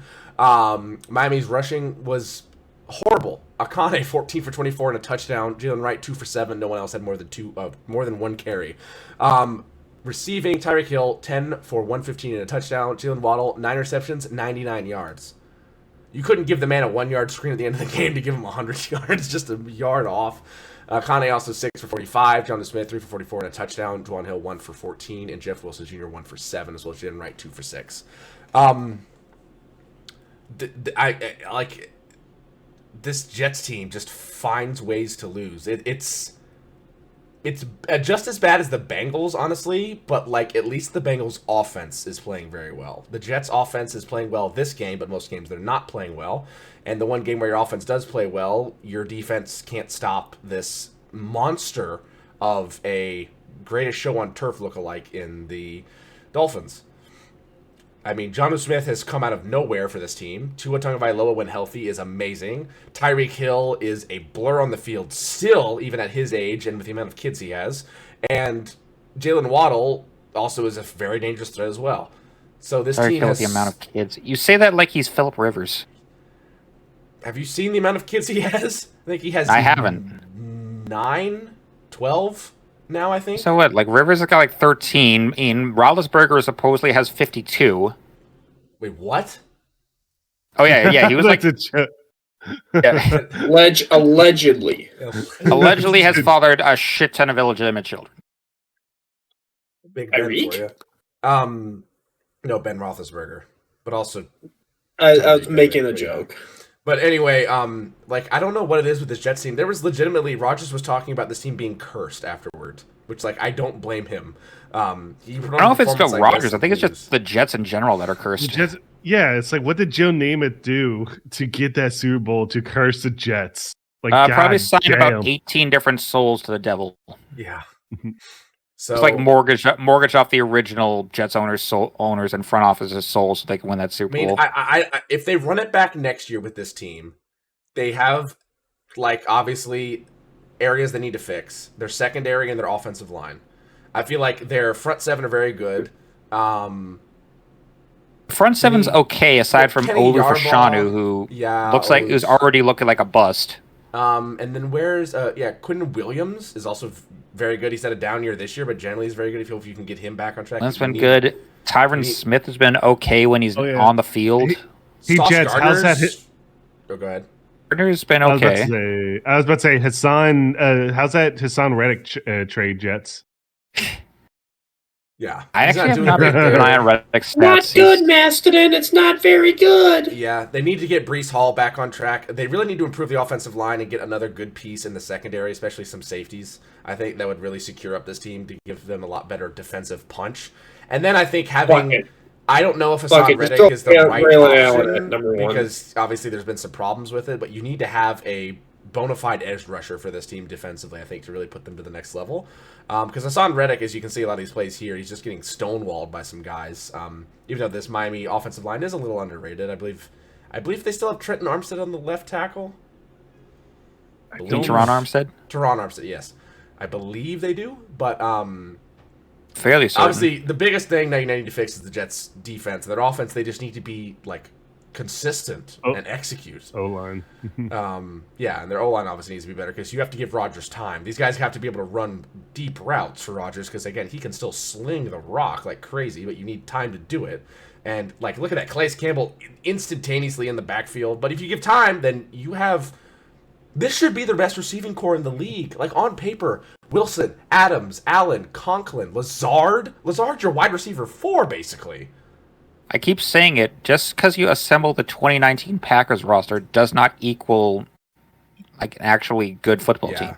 Also, the lack of tight ends on this team, I feel like, not that there aren't any, but there aren't like really, really good ones, is kind of a problem. Yeah. I feel like it's always good to have an option to be able to block and immediately go into the flat for a quick route, or just a taller guy to really be a target in the red zone. There's a lot of different ways that you can use a tight end, and I feel like not having a solid tight end for the Jets is a problem because they still have Uzoma, but that ACL injury is still bugging him. I believe he injured it again. Could you even think of a time when the Jets had like a bell cow tight end? Is that they still got Carlson kicking? Yeah. Yeah. The fuck. So yeah, I feel like this I'd be out of a this game job eventually by now. went. Game eventually went to overtime where the Dolphins were able to win it on a game-winning touchdown late in the game. I want to fast forward it because it was like a nice catch by Jonnu Smith to ice it. Jonnu Smith again has looked very well. Like there might be some case for him to be most improved. I feel like there could be a case for it. I think it was the last play of the game with the catch. It was because I mean they're OT. Just need to get the that's it. pass That and is win. it. Here we go. 2 drops back. Laser to Smith. Nice slant in to Smith right there. Taking their helmets off. They know it's game. Yeah. Again, he's become a very good target. A very solid kind of like Kyle Pitts style target that's much more receiver than he is tight end. And you know that corner's going to bring you down to bring that in a pressure situation like that. Yeah. Exactly. It's not just that's not just a routine catch. This was one of many. Love that sweeping route, but like also like breaking this down just a little bit. Like look at what being a good receiver does in the league. Now watch Tyreek Hill here, and watch what happens when he starts taking off on this route. Look how many Jets are there. Yeah, a linebacker. Because you know they're thinking like, he's going to try to throw it to Hill, or maybe go up here to Waddle because he's only got one coverage. Nobody's even thinking until it's too late that they realize, oh shit, it was Smith. Jonnu Smith. Yep. Great ball by Tua. Great catch by Jonnu Smith. Great win by the Dolphins. Go back a little bit. Go back right to the throw. To throw from Tua's angle? Tua's angle? Yeah, from Tua's angle. Yeah. What, does Tua get hit again? Hands to the face. Hands to the face. Hands to the face. Well, defensive hands to the face, yes, but are you going to like throw a flag on that? Even so, it would be against the Jets if they did throw the ball and the game would end anyway. All right. Yeah. We'll move on from that one. Great win Even if by it was the if it was a missed catch, it Not should be an a extra great play. day if you're a Falcons fan, though. Yeah. Big Move on. Kirko does not wake up dripping like this. Move on to the Vikings Falcons. Dripping After this shit. game, there might be some more calls for Michael Penix Jr. to possibly come into the equation as starting quarterback here because they have Michael Penis rise to the occasion. Oh boy. He'll need to stand up tall and strong in the pocket. Yep. These are nice stiff arm throws. Stop. Can we stop? Can we stop? Nope. Can we stop? Nope. Let's have some fun, you dick. Mamba and I have not got into the pegging jokes yet, alright? Do you really want to... We're talking about real penis and you're freaking out, man. Yeah. Talking about the fake ones where Bill Belichick's being penetrated by a 19-year-old. Well, that's so wrong. It's not illegal. That sounds so wrong. Future law cut that. Future law cut that. I don't know if I am. No. You keep finance. Keep it in. You're keeping that shit in. 21 21-42, the final quiet. score. Falcons lose to the Vikings in Minneapolis. Kirk Cousins, 23 for 37 for 344 yards, no touchdowns, 2 picks, 1 sack. Bijan ran 22 times for 92 yards and a touchdown. Tyler Algier also 9 for 63 and a touchdown. A very good two-back system they have. I like it. Power and speed. A very, very balanced attack running the ball. Receiving, Darnell Mooney, 6 for 142, had a field day. Raymond McLeod III, 8 for 98. Drake London, 5 for 70. Kyle Pitts, 1 for 14. Charlie Warner, 1 for 11. And Bijan Robinson, 2 for 9. For the Vikings, Sam Darnold, 22 for 28 for 347 and 5 touchdowns, taking 4 sacks. Aaron Jones on the ground, 13 for 73 and a touchdown. And Cam Akers, 3 for 37. Receiving, Jordan Addison, 8 for 133 and 3 touchdowns. Justin Jefferson, 7 for 132 and 2 touchdowns. TJ Hawkins, 4 for 45. Josh Oliver, 1 for 26. And Aaron Jones, 2 for 11. Once again, this was shootout Sunday. There were a lot of big scoring games, and this was one of them. The Falcons defense could not come up with a way to stop both Addison and Jefferson. They could only stop one at a time, and when they stopped one, the other went off. This was Justin Jefferson's first touchdown in a couple weeks, and he put in 2 of them. Addison 3 himself as well. That's the 5 rushing touchdowns there. And once again, Kirk Cousins struggled with turning the ball over. In a game, like at the beginning of the season, if you were to tell me in a game between the Vikings and Falcons where Kirk Cousins was starting and so was Sam Darnold, that Kirk Cousins threw 2 picks and Darnold threw none, I told you you're crazy. But lo and behold, here we are. Darnold has had a resurgence, and obviously this could be a one-year wonder. Hopefully it's not, because this guy has revitalized his career in so many different ways. So my God, what was the coverage on that? Yeah, I was about to say something. I was in the middle of like, D. Alford, what are you doing? Like, you're getting some good pressure. You have to make him throw it under pressure. But like, this is a jackpot throw in your backyard. Like you are well within range to. My God, punt. That was a fucking punt. That was a punt. Guess what? Something similar happened again later on. Yeah, Jesse Bates is a safety. What are you we gotta doing? find that clip again. But the Vikings really, again, they've had some like good wins, or well, not good wins. They've had wins where they look shaky, and in this game, they had some instances where they didn't look great, like giving up a 10-yard run to Bijan, but other times they looked very strong, and this was definitely a good bounce-back win to get a solid win, not just a win going for them, which is a big thing.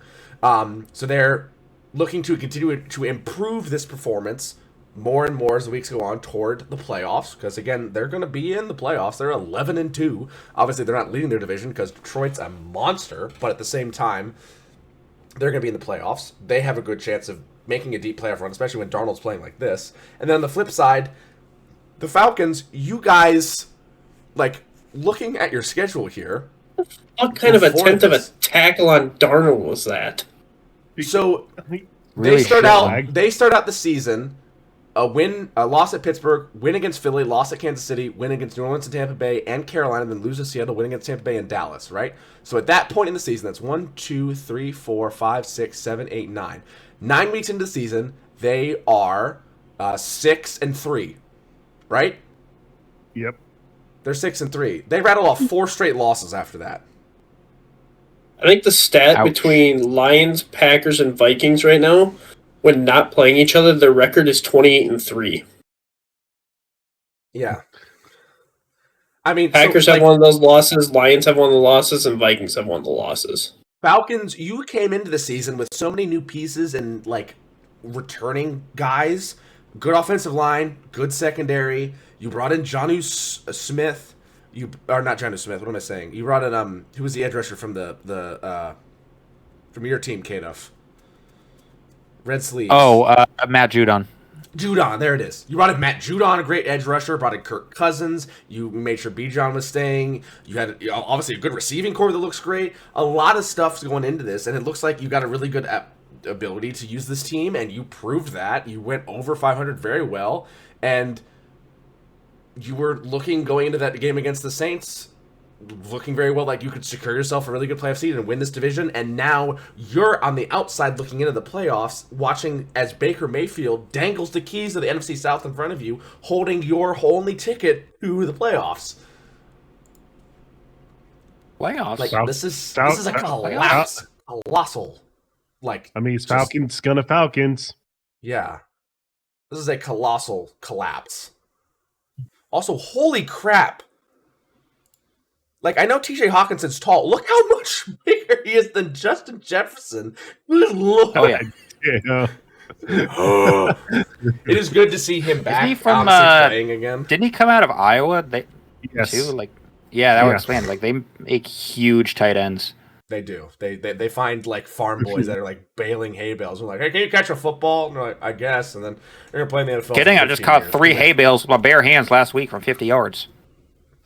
So, good win by the Vikings.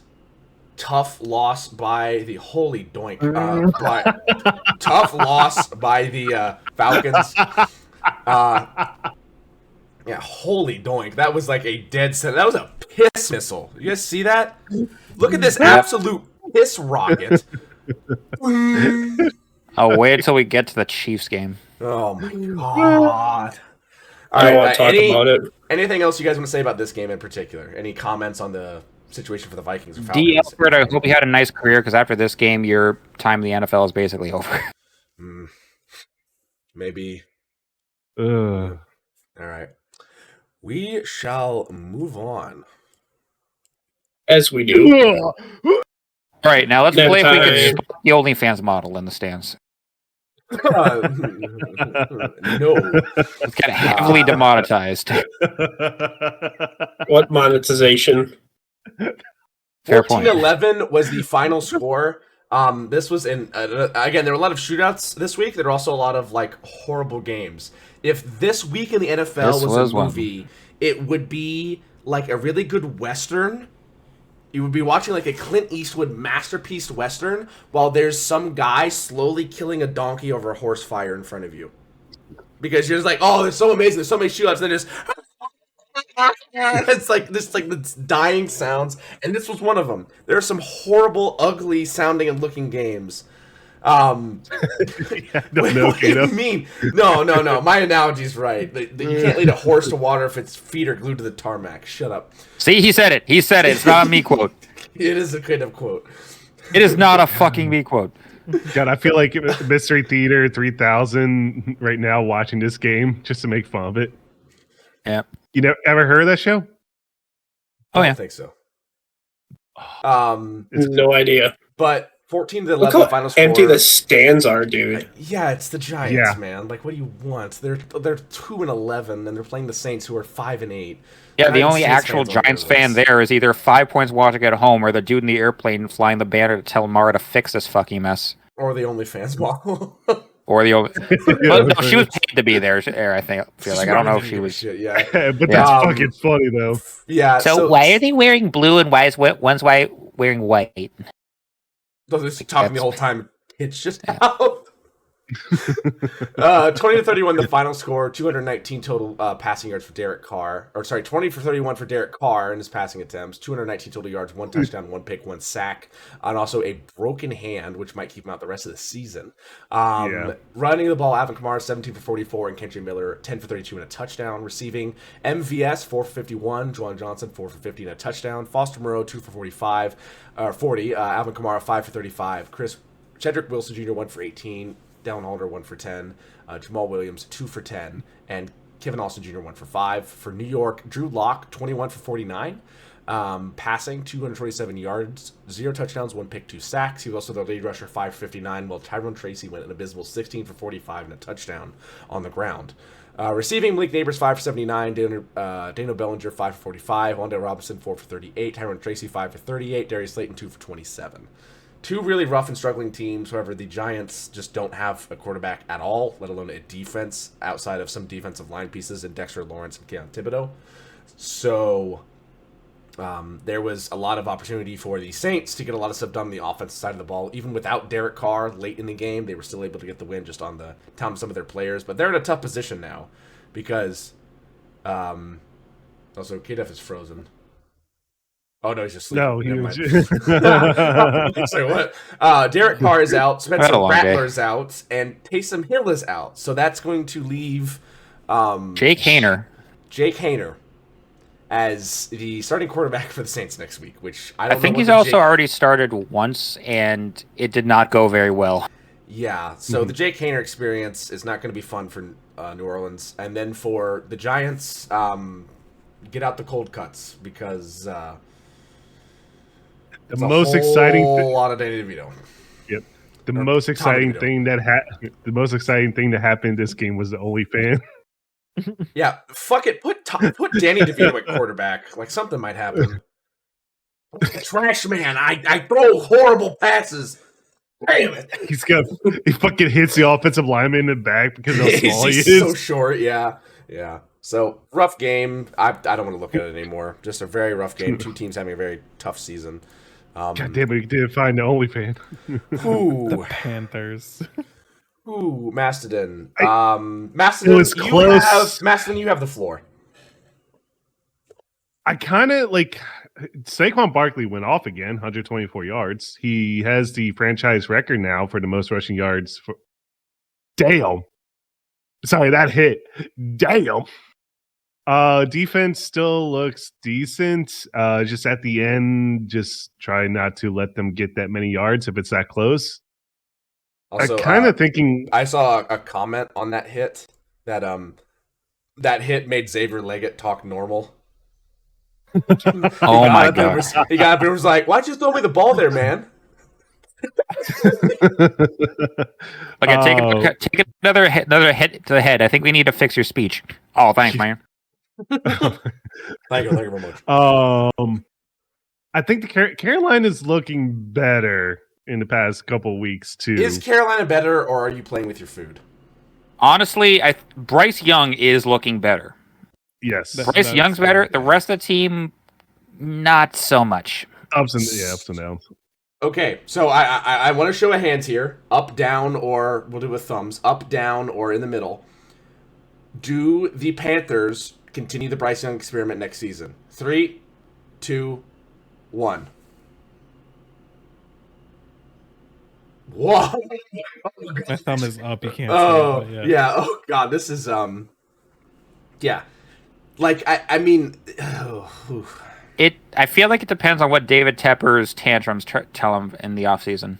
Jalen Hurts. What the fuck? that was... Jalen Hurts. That was bad. Crack? Okay, I'm going to go this way. Oh, fuck. I can't go that way. Okay, I'm going to go back this way. Oh, shit. There's 11 there. No, I'm just going to run into... Yeah, who even was that? Jurgens? For what? On the right tackle? No, when who the guy almost ran into there? That was Lane Johnson. Lane Johnson, yeah. Johnson. Why was I thinking that was Jurgens? Like, Jurgens is center. Yeah. So, but yeah, this as the Panthers, Bryce Young had a good game, 19 for 34 for 191, a touchdown, a pick, and a sack. Good game, not a great game, but a good game. He's having a lot more of those more commonly, and I feel like there is so much pressure on the Panthers organization to figure out what to do. Do you keep Bryce Young? Do you let him go to another team, and do you try to go pick another quarterback that you think is going to be better? Do you know that quarterback's going to be better? Bryce Young's starting to look better. It's almost... Even Eddie Piñeiro's looking better. It's even worse than... what is it? I can't think. It's even worse than the Vikings. The Vikings can at least, like, keep J.J. McCarthy around and let him learn from Sam Darnold. But, like, in this situation, it's like you got a rookie. He's not going to learn from another... A rookie's not... An incoming rookie, like Shedeur Sanders, is not going to learn from... Bryce Young, yeah. Like, maybe not as much as you would want him to. It's not like he's learning from an old vet. So there's a lot of questions to be answered, and you just don't know. And it's just you have such a high pick this season that you got to do something. So, other stats: Chuba Hubbard 26 for 92 and a touchdown on the ground. Bryce Young 7 for 29 receiving. Adam Thielen is still playing football and still very good, 9 for 102. Xavier Leggett 2 for 39 and a massive hit. David Moore 2 for 25 and Chuba Hubbard 4 for 15 for the Eagles. Jalen Hurts 14 for 21 for 108, 2 touchdowns and 4 sacks. Horrible day passing for him. Rushing, Saquon Barkley 20 for 124 and Hurts 8 for 59 and a touchdown. Receiving, A.J. Brown 4 for 43, Devontae Smith 4 for 37 and a touchdown. Grant Calcaterra 3 for 16 and a touchdown. Kenneth Gainwell 2 for 7 and Jahan Dotson 1 for 5. After this game, there were some comments being made by, I believe, defensive end Brandon Graham about some wasted potential of wide receivers and passing targets because of Jalen Hurts' play at quarterback. I don't entirely disagree with it. I think for Jalen Hurts, I think is a good quarterback. I think he's a little overinflated as far as his ability goes because he has, again, the best offensive line year in and year out in football, and really good individuals to pass to and a good defense usually. I'm not saying he's bad. Don't get me wrong about that. But at the same time, I feel like he's not as good as a lot of people believe he is. I think if in all the quarterbacks in the NFL, I believe he's just barely in the top half. I would put Brock Purdy above Jalen Hurts as far as quarterback talent, at least in the pocket. Obviously, Jalen Hurts running the ball is something different because he is a tank. This guy's huge. He's an amazing athlete. The guy can squat, like 500 plus pounds? Something like that. Yeah, there's that talent from him, but throwing the ball only, if we're just looking at that, I would put Brock Purdy above this guy. I don't think that's crazy to say. Because the fact that, I know Saquon Barkley's having an MVP season, you need to give him the ball, but 4 targets to A.J. Brown, where he caught all of them. Well, how many pass attempts total was there? Like 19? 21 pass attempts, 31 rush attempts. And Hurts only completed 14 out of 21, which is a decent percentage, but at the same time, like... There's been a lot of situations this season where he's just like holding on to the ball too long, and he had 8 carries. Yeah, he does. A lot of these carries, like this one, are not intended quarterback runs. These are I have nothing. I want to make the pass and just go. I will admit he does hold on to the ball a little bit longer, but then all of a sudden it's one of those things like 21 pass attempt. Oh god, that kick! That kick. It went wide. But what's the average attempts that Hurts has been having each game? Like around 20? Have you seen that in this day and age of NFL now? Of like 20 average pass attempts rather than 30, 40? Right. Yeah, and it's a different play style. I think it's the right thing for the Eagles to do with the type of offense that they have. But again, that 21 pass attempts he has is a bit of a... I think it's a bit of a lie because, again, they're trying to pass more often than that. But Hurts is holding the ball too long, and then the play, just falls apart, and he's running. Yeah. And it's good that he's not holding the ball too. It is good on him that he's not forcing it and throwing a ton of picks. He does it every now and then, but he doesn't force it a ton, and he instead chooses to run, which is a much better alternative than throwing a pick. So there's that bright side of it. But I do think that there's a lot of improvement that Jalen Hurts can make, and that I think he should make, and he definitely can make. So I think. He's not a perfect quarterback, but no quarterback is perfect unless your name is Andy Dalton. The Red Rocket himself. Red Rifle himself. So well, technically, Jared Goff did have a perfect game. True, very true. But his name isn't Andy Dalton. But yeah, there doesn't need to be this much slander on Jalen Hurts, but it does need to be some constructive criticism. There's a lot of room for him to improve and a lot of passes that he could be making, but also at the same time, he's not stupid with the football, which is great. I will say that there is some call to be made about possible, I don't like the term wasted potential, but like you have A.J. Brown and Dallas Goedert, especially A.J. Brown. Like A.J. Brown was one of... Goedert was hurt this game. Yeah. A.J. Brown is one of the best receivers in the NFL today, and he has been for like the past 5 years in the NFL. Yeah. One of the best. So like, I wonder if I try to remember if he was like double covered a lot this game too. Maybe that's one of those things. I know, but it's just like don't force throws, but you have to force the throw. It's like, then why are you telling him one thing and then telling the exact opposite in a way? That's kind of one thing I kind of wonder. Yeah. So yeah, for the Eagles, ugly win. I'm not going to sugarcoat it, but you got the win, so that's really all that matters. And then for the Panthers, way to hold into the game. Sad you couldn't win it, but at the same time, like, you got to make a decision coming up. Obviously, you let Bryce Young play the rest of the year. He's looked very good. See what he can do. But at the same time, there's big decisions that need to be made coming up. So you got to figure out what you're going to do in the future and make a plan. And we will move on. Unless anyone else has anything else they want to say about this. Nope. Not really. Okay, we'll move on. Kadarius Toney. Goodness. Broke one for 65 yards in the Super Bowl down in Arizona against Philadelphia a couple of years ago. Go for a touchdown. Firmly grasp it in your hand. I dropped my hot pot. Oh my goodness! I dropped my hot pocket. Yards behind the line of scrimmage. Trying to set up For the other team! Playing football. Here, hold this. Wilson has Mr. Unlimited. Freaking laser beam. Now it's my turn. Freaking laser beam. end zone bound, and it's caught. Here, hold this.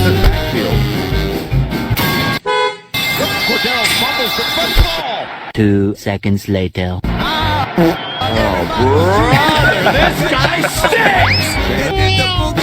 Down the field and picked off. And I do not want the treatment that Deshaun Watson has received. Oh my God, what's that action? Oh my God. I do not want Jameis Winston. I love Jameis Winston. Even though he's a Browns quarterback and I'm a Bengals fan, I love Jameis Winston. He's such a character. This was a Browns Steelers game of all time.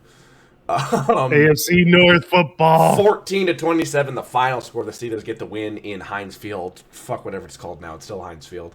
Jameis Winston went 24 for 41. Oh, what the fuck? 24 for 41 for 212, 2 touchdowns, 2 picks, 3 sacks. Running the ball, Nick Chubb 11 for 48, James Winston 4 for 28, and Jerome Ford 10 for 28. Receiving, Jerry Jeudy 5 for 61, 4 in a touchdown. David Njoku 7 for 42 in a touchdown. Elijah Moore 3 for 34, Jerome Ford 3 for 19. James Proche the second, I don't know how to pronounce that. What the fuck? Was Michael Woods 1 for 12, Jordan Atkins 1 for 14, and Pierre Strong Jr. 2 for 9. For the Steelers, Russell Wilson 15 for 26 for 158 and 2 touchdowns and 1 sack. Not a great game from him, especially coming off that massive win against the Bengals where he threw for like 500 yards. Rushing, Najee Harris 16 for 53 and a touchdown, Jalen Warren 9 for 47, and Russell Wilson 6 for 17. Receiving, Freiermuth 3 for 48 and a touchdown, Miller 3 for 38, Mike Williams 3 for 36, Jalen Warren 2 for 25, Ben Jefferson 1 for 10 and a touchdown. Obviously, no George Pickens this game out with a hamstring injury, so that definitely hamstrung, pun intended, the passing game for the Steelers.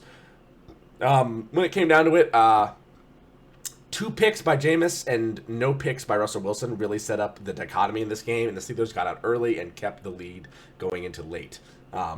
The Cleveland Browns only scored 2 touchdowns, 1 in the 4th and 1 in the 1st. That was it. The Steelers, week in and week out this season, have slowly started to become a Super Bowl contending team, and they're definitely on the cusp of Jesus Christ. That was so bad. Steelers to the Super Bowl. But again, I mean, like, say what you will about Mike Tomlin as a head coach. His defensive schemes are genius. This guy's off the Tony Dungy tree, the Tampa 2 style defense. Their defense is always very talented, regardless of who they have. They scheme very well. And also having probably the best pass rusher in, the NFL-ish right now. TJ Watt is something else. So that definitely helps things out.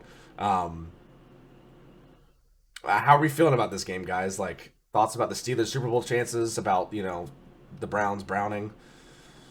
I mean, it's like Pittsburgh has a winning record. They might win the AFC North, and they're facing the Chiefs soon. They're 10-3. Like, they're at, like, obviously we're thinking, like, the top teams, you have, like, Vikings and Lions and Chiefs all are, like, 11, 12 wins. And then just right below it's the Steelers. Like, there's a very real chance the Steelers could have a first-round bye. Did they do it right? Steelers. They would have to beat the Chiefs for it. So and the they Steelers do play them on Christmas. Yeah. They play them on Christmas. Yeah. The Steelers' remaining schedule is tough. At Philly, at Baltimore, home versus Kansas City, home versus the Bengals.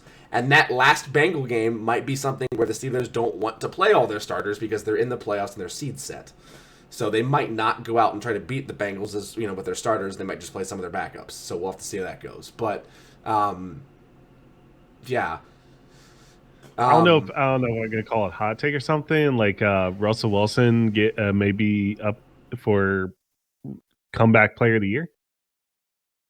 I vibe with it. Maybe. That could happen. If they lose all 4 of these games, no. If they win at least 2, probably.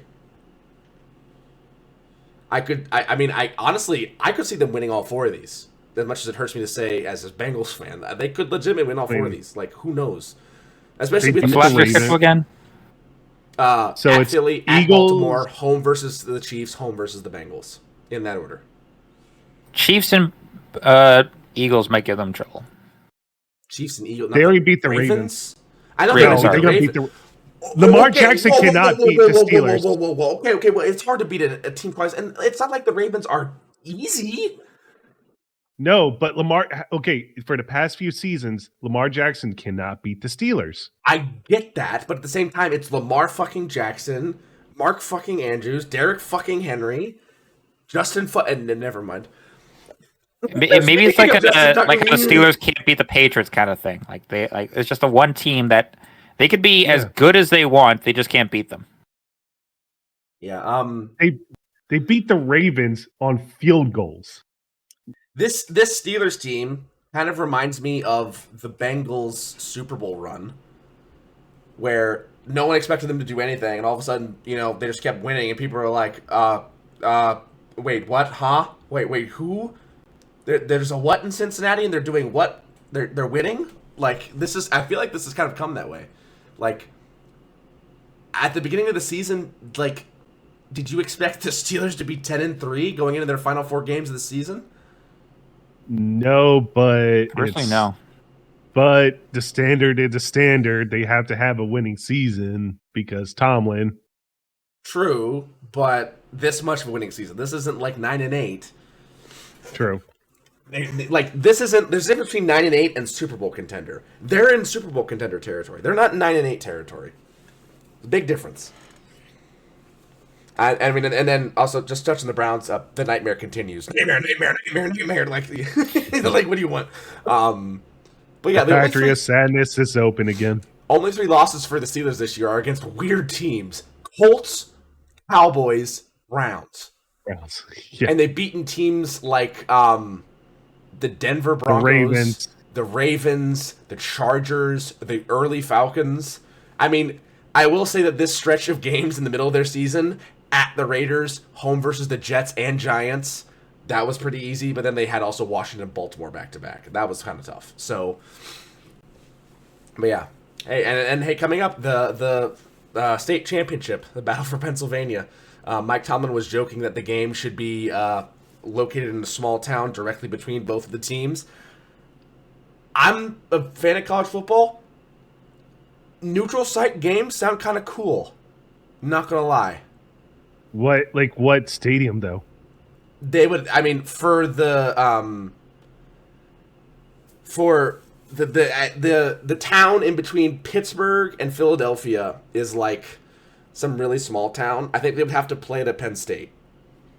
Because it's kind of, you need a big enough stadium. But like, think about it for like the Bengals and Browns, Columbus, Ohio State Stadium, the Bowl. I was gonna say it would be funny if we had NFL teams playing in college like stadiums.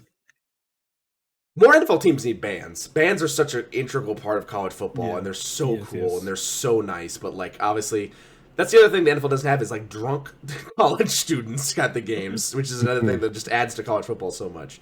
But you do if you're in Green Bay, New England, Minnesota. Well, the thing with that Green Bay is you're getting the private colleges, like smaller ones. We just drink our sorrows away as a Bears fan. Oh yeah, should have mentioned Chicago.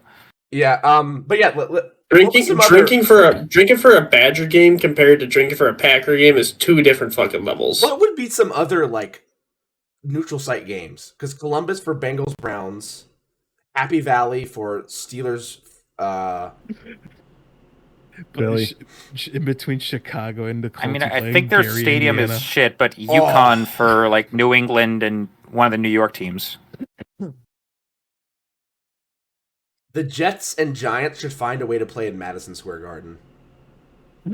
That literally cannot happen. That can no, because It's not big enough. Is it not that big enough? stadium is It's not 100 look. Madison Square Garden has a huge capacity for like crowds like concerts. Right, it's a basketball court. Yeah. Yes, basketball. For, like, if they're doing basketball, if they're doing hockey, if they're doing like wrestling or boxing, you can fit stuff in there fine. Hold on. But MetLife is built for like 80,000 people. I think Madison Square Garden is like built for like 40, 50,000. I mean, with those two teams sucking, they should be in arena football league. So yeah. Miami. Okay, yeah. Madison Square Garden. Oh, Madison Square Garden is not even 20,000. Yeah, if it's like a hockey MetLife basketball rink. No. Who cares? I want to know if it's physically possible. I don't care It about is this. literally impossible to fit a NFL regulation football field inside because Madison it's Square double Garden. because it's double the size of the like ice rink. Now that if you wanted to try and like renovate it to fit, then and that stuff's built on top of train stations, subway stations, you're not a renovating whole bunch of other that infrastructure. thing. You'd have to completely gut Manhattan to try and fit that. No, that's not happening. Yeah. All right, next game. We've talked about this long enough, but yeah, third-party games would be interesting. Also, Kadarius Toney, you did it to yourself. That was funny. Yeah. Mm-hmm. Oh, Raiders, you're fucked. Is Antonio Pierce the right guy now? You can't fire him in his It's first full year. I don't think you can just go off and do that. Urban You Meyer. never know. Okay, Urban Meyer was kicking people. There's a difference between being a bad coach and a bad person. There's a big difference. Still fired in his first year. Well, yeah, Antonio Pierce is not kicking people. At least not that I know of. In all seriousness, it's not like NFL teams haven't fired a coach after the first year. Frank Reich with Carolina, you had a couple others. I'm trying to remember who else was there. There was someone. Freddie Kitchens. Freddie Kitchens. Yeah, I mean, have some respect for Jeff Saturday, man. Bring him back. No. Jeff Saturday. No. Saturday. I just want to do that again. All right, 13-28, the final score. The Raiders get the loss against the Buccaneers at home. In the Buccaneers' home, I should say. Aiden O'Connell, 11 for 19 for 104 and an interception. Then Desmond Ritter came in, 12 for 18 and 101 yards. On the ground, Because Connell got hurt. Yeah, because Aiden got hurt. On the ground, Sincere McCormick, 15 for 78. Receiving, Michael Mayer, 7 for 68. Jacoby Myers, 7 for 67. Brock Bowers, 3 for 49. Sincere McCormick, 2 for 11. Trey Tucker, 2 for 7. And Terrence Marshall Jr., 1 for 6. For the Buccaneers, Baker Mayfield, 18 for 29 for 295. 3 touchdowns, but 2 picks and 4 sacks. Ricard White, 17 for 90 and a touchdown on the ground, as well as Sean Tucker, 3 for 47. And Baker Mayfield, 2 for 12. Receiving, K. Dotton, 3 for 70. Mike Evans, 4 for 69. Sterling Shepard, 4 for 63. Jalen McMillan, 4 for 59 and 2 touchdowns. Ricard White, 2 for 19 and a touchdown. And Bucky Irving, 1 for 15. Baker definitely had a very gunslinger style day. Threw a couple picks, took a couple sacks, but got the job done and got a big win for the Buccaneers at home to increase their lead in the NFC South with the Atlanta losing. They are now in the driver's seat 7-6, while Atlanta is 6-7. Why is Gorlami flashing? He's messing with his light. Bro, he got flashbanged. Yeah, he's trying to become an OnlyFans model so he can get free tickets to a Packer game. Bro turned into Voldemort for a hot second. Into Voldemort. I was trying to one up Masson and be the Purell. The Purell. I'm so white, you're translucent. Any thoughts about this game? I mean, also, I don't think you can say it's a problem with coaching for the Raiders when they just don't have a quarterback. Their 3 option this year were the Mississippi Mudflap, the Riddler, and Aiden O'Connell. The Riddler. That sounds like a Batman lineup of B-list supervillains. Riddler's technically A-list, but whatever. What a pick. Yeah, that was a crazy pick. But, yeah. Like, I don't know. The Raiders need to get a quarterback that is actually, like, serviceable. And actually, no, they need to get a good quarterback because they're going to have a high draft pick. Like, Shedeur Sanders, Cam Ward, Jalen Milroe, Jackson Dart. I wouldn't be surprised they're targeting Sanders because he said it on record. He's not going anywhere cold, and Vegas ain't exactly cold. Not going anywhere cold, buddy. Yeah. When the Raiders go up and play the Packers. I don't understand that argument because, like, no matter where you go, there's going to be at least one point in your life you're going to play a cold weather game. Well, I can see that wanting to live there because if you're going to be with an organization and he wants to have some loyalty and stay with that organization, he's probably going to want to buy a house there and live there. So True. I get that, but like at the same time, you're going to have to get used to cold weather, and he's known that from. He's probably just tired of it in Colorado. Yeah, especially if cold and Boulder. Especially if you're the piece that the Raiders are missing, and you take them into the playoffs. You're going to be playing football in January, my man. Yeah. Hopefully in Allegiant Stadium though, which is definitely temperature controlled. And I will say, a cold weather division game with the in Chiefs, they're Kansas not gonna City have is a home lot advantage. different than a cold weather game in Lambeau, just because it's just. I think it's a little bit more humid. It's a little bit more humid down there too, isn't it? Usually. No, Well, it's it's the desert winds. heat, so. In Kansas It's City, the dude. wind. Oh my God, there's Oh, nothing- Kansas City. Oh, So I thought my goodness. they were on LA still. The wind whips through that place like a tornado, dude. Oh my God, it's You guys the I Oh, know, like Chicago I know, like was I know, like Missouri and Mississippi, their like 50-degree weather is way harsher than our 50-degree weather because it's not as humid for us. right. When it's that when it's that 50-degree cold, weather here is when it's fine. Here it's, cold, like, when it's fine. cold, wet air, it's just not good. Yeah. All right. Let's go ahead and I guess move on from this game. Not much to be said. Good performance by the Buccaneers, get the job done. Little kind of shaky performance from Baker, but again, a win is a win. All right, moving on. Seattle Seahawks and Arizona Cardinals. This was the battle for the #1 spot in the NFC West. Believe it or not, at this point in the season, this is what it's come down to. The Cardinals fall at home to the Seahawks. Seahawks win 30-18. Geno Smith, 24 for 30 for 233 and a touchdown. No interceptions, no sacks. Rushing, Zach Charbonnet had a field day, 22 for 134 and 2 touchdowns. Kenny McIntosh, 7 for 38 as well. Receiving, JSN, 5 for 82 and a touchdown. Zach Charbonnet, 4 for 59. DK Metcalf, 4 for 49. Noah Fant, 3 for 18. AJ Barner, 1 for 13. Kenny McIntosh, 2 for 7. And Farrell Brown, 1 for 6. For the Cardinals, Kyler Murray, 25 for 38 for 259, 2 touchdowns, 2 picks, 2 sacks. On the ground, James Conner, 18 for 90, an insanely productive day. Kyler Murray, 3 for 16, and Trey Benson, 2 for 15. Receiving, Trey McBride, 7 for 70. Michael Wilson, 2 for 57 and a touchdown. Marvin Harrison Jr., 4 for 49. James Conner, 4 for 32 and a touchdown. Murray DeMercado, 4 for 15. Trip Remen, 1 for 14. And Zay Jones, 1 for 13.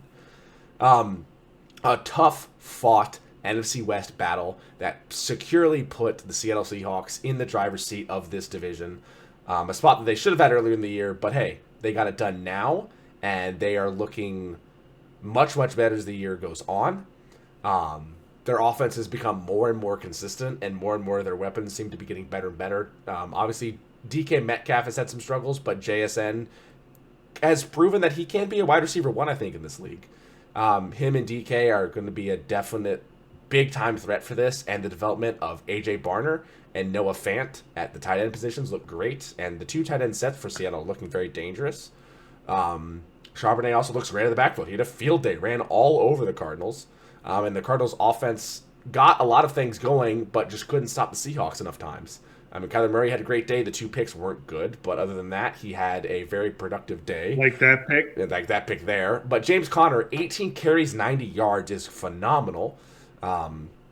So I think the biggest issue with this was just the mistakes by Kyler Murray and the inability for either defense to stop the other team as well as they could have.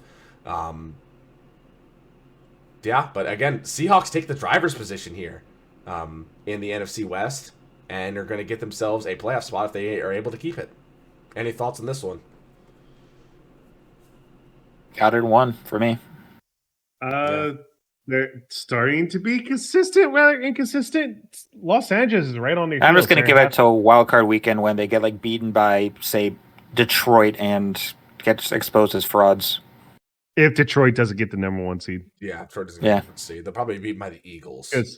Which, if it's the Eagles, Rams, the Eagles will probably lose to the Seahawks. It's not Pete Carroll anymore. That's all I'd say. But it is Nick Sirianni. Touche. I know.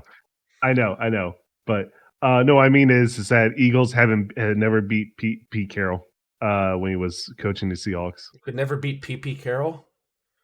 They can never beat Carroll. Pete Carroll. Yeah.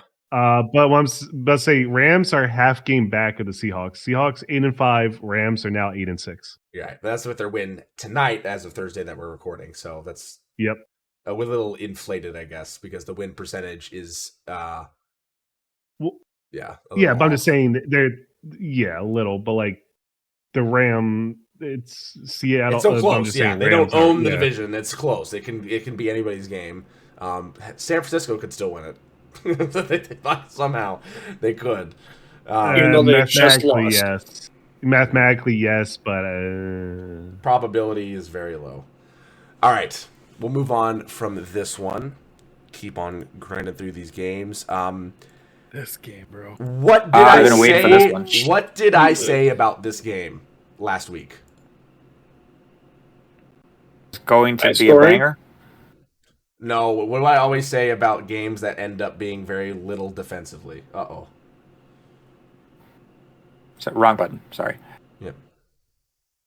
I What don't do I know. say about High games that have sc- no defenses? It's going to be shootout like High two blind scoring? Cowboys in the corner with fully automatic shotguns with 80-round belts. Was And they're this both not... blind. Yeah, they're both blind. Was this not a shootout between two blind Cowboys with fully automatic shotguns and 80-round belts? Well, considering Josh Allen set a record with 6 touchdowns, I wouldn't say he was blind. 42 to 44 Considering how unpractical a belt-fed shotgun is, I don't believe you. Huh. 42 to Also 44 how the final score. impossible The that is. Rams upset the Buffalo Bills at home at SoFi Stadium. At the Rams' home in SoFi Stadium. A great win for them there. This game had as much defense as a 7-on-7 Pee Wee football game. It was not to be found. This was an offensive light show. This reminds me of that one Monday Night Football game where the Rams played the Chiefs and they both wore their color rush. Oh. You know what I mean? I thought that was Thursday night. No, that was Monday night. That's right. It was a Monday Night Football Thanksgiving. game. It was a Thanksgiving week. That's right. Yeah. So this was an entertaining game that came down to the wire. The Rams, again, get the upset. Josh Allen went 22 for 37 for 342 passing yards, 3 touchdowns, no picks, no sacks. He also ran 10 times for 82 yards and 3 touchdowns. Again, I think after this game, he has locked up the NFL MVP conversation. Despite him not winning this game, the stats are insane. James Cook was their running back. He ran 6 times for 20 yards. It's not even half of what Josh Allen did. Fuck. Receiving, Khalil Shakir, 5 for 106 and a touchdown, and Amari Cooper, 6 for 95. Matt Collins, 4 for 57 and a touchdown. Ty Johnson, 2 for 55 and a touchdown, and Curtis Samuel, 2 for 15. For the Rams, Matthew Stafford, 23 for 30 for 320, 2 touchdowns, no picks, no sacks. Kieran Williams, 29 for 87 and 2 touchdowns. Blake Corum, 8 for 34. Puka Nacua, 5 for 16 and a touchdown rushing. Receiving, Puka Nacua, 12 for 62 and a touchdown. 12 for 162 and a touchdown. Cooper Kupp, 5 for 92 and a touchdown. 2 to a 12, 3 for 45. Cody Parkinson, 1 for 11. Kieran Williams, 2 for 10. Yeah. Also, I thought Matt Milano was out for the year. He was playing this game. I thought so too. I remember. Yeah. He came back this game. Yeah, he came back this game. So What was that's his name good. again? That is good for the he was actually back last game. He was playing against the Niners in the Snow Bowl. So that's good for the defense of the Okay, so he tore his bicep in training camp. That's definitely recoverable if you did it in training camp.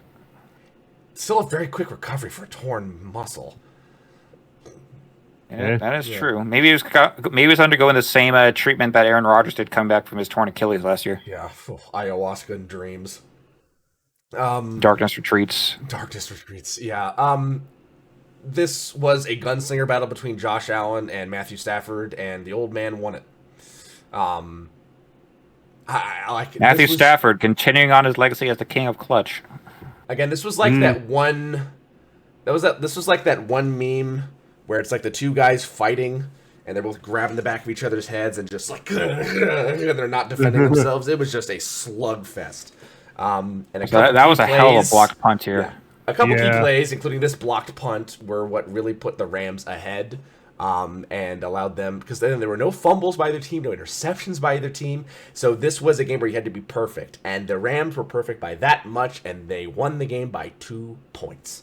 So great for them there. The Rams definitely, I feel like, could be a dark horse team to get a spot in the playoff. They're 8-6. They could sneak into a wild card position, and they might make an upset in wild card week. in the NFC. So I'd watch out for them. They're definitely dangerous. Their defense leaves much to be desired, but their offense, again, Matt Stafford is Matt Stafford. He's a first ballot, in my opinion, Hall of Famer, and he has two insane weapons at his disposal in Cooper Kupp and Puka Nacua, and he's eventually going to get Tyler Higbee back. He's also got Kieran Williams and Blake Corum in the backfield, both of which are continuing to develop very well. What the Gorlami? Do you tell me what's wrong with this picture? Uh-oh. Jesus fucking Christ. I see it. Do you see the split between the left guard and left tackle?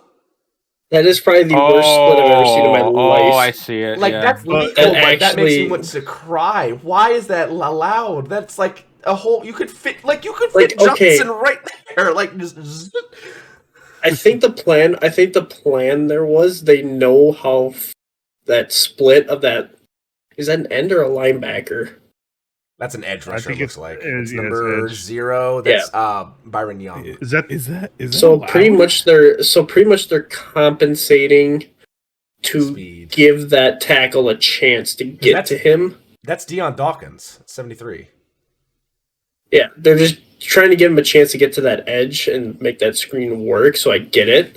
I feel like that's what they do. I feel like that's what they do with like a lot of really strong but like not as agile tackles, because do you remember Lyle Collins for the Bengals last year as a right tackle? He was doing horrible for the most part of the season, and then they increased his split by a lot to where it looked ugly just looking at it as a football fan. But then he was able to dominate because he was so far out from the line of scrimmage, he could just take a step back instead of a step out, and he was just manhandling people.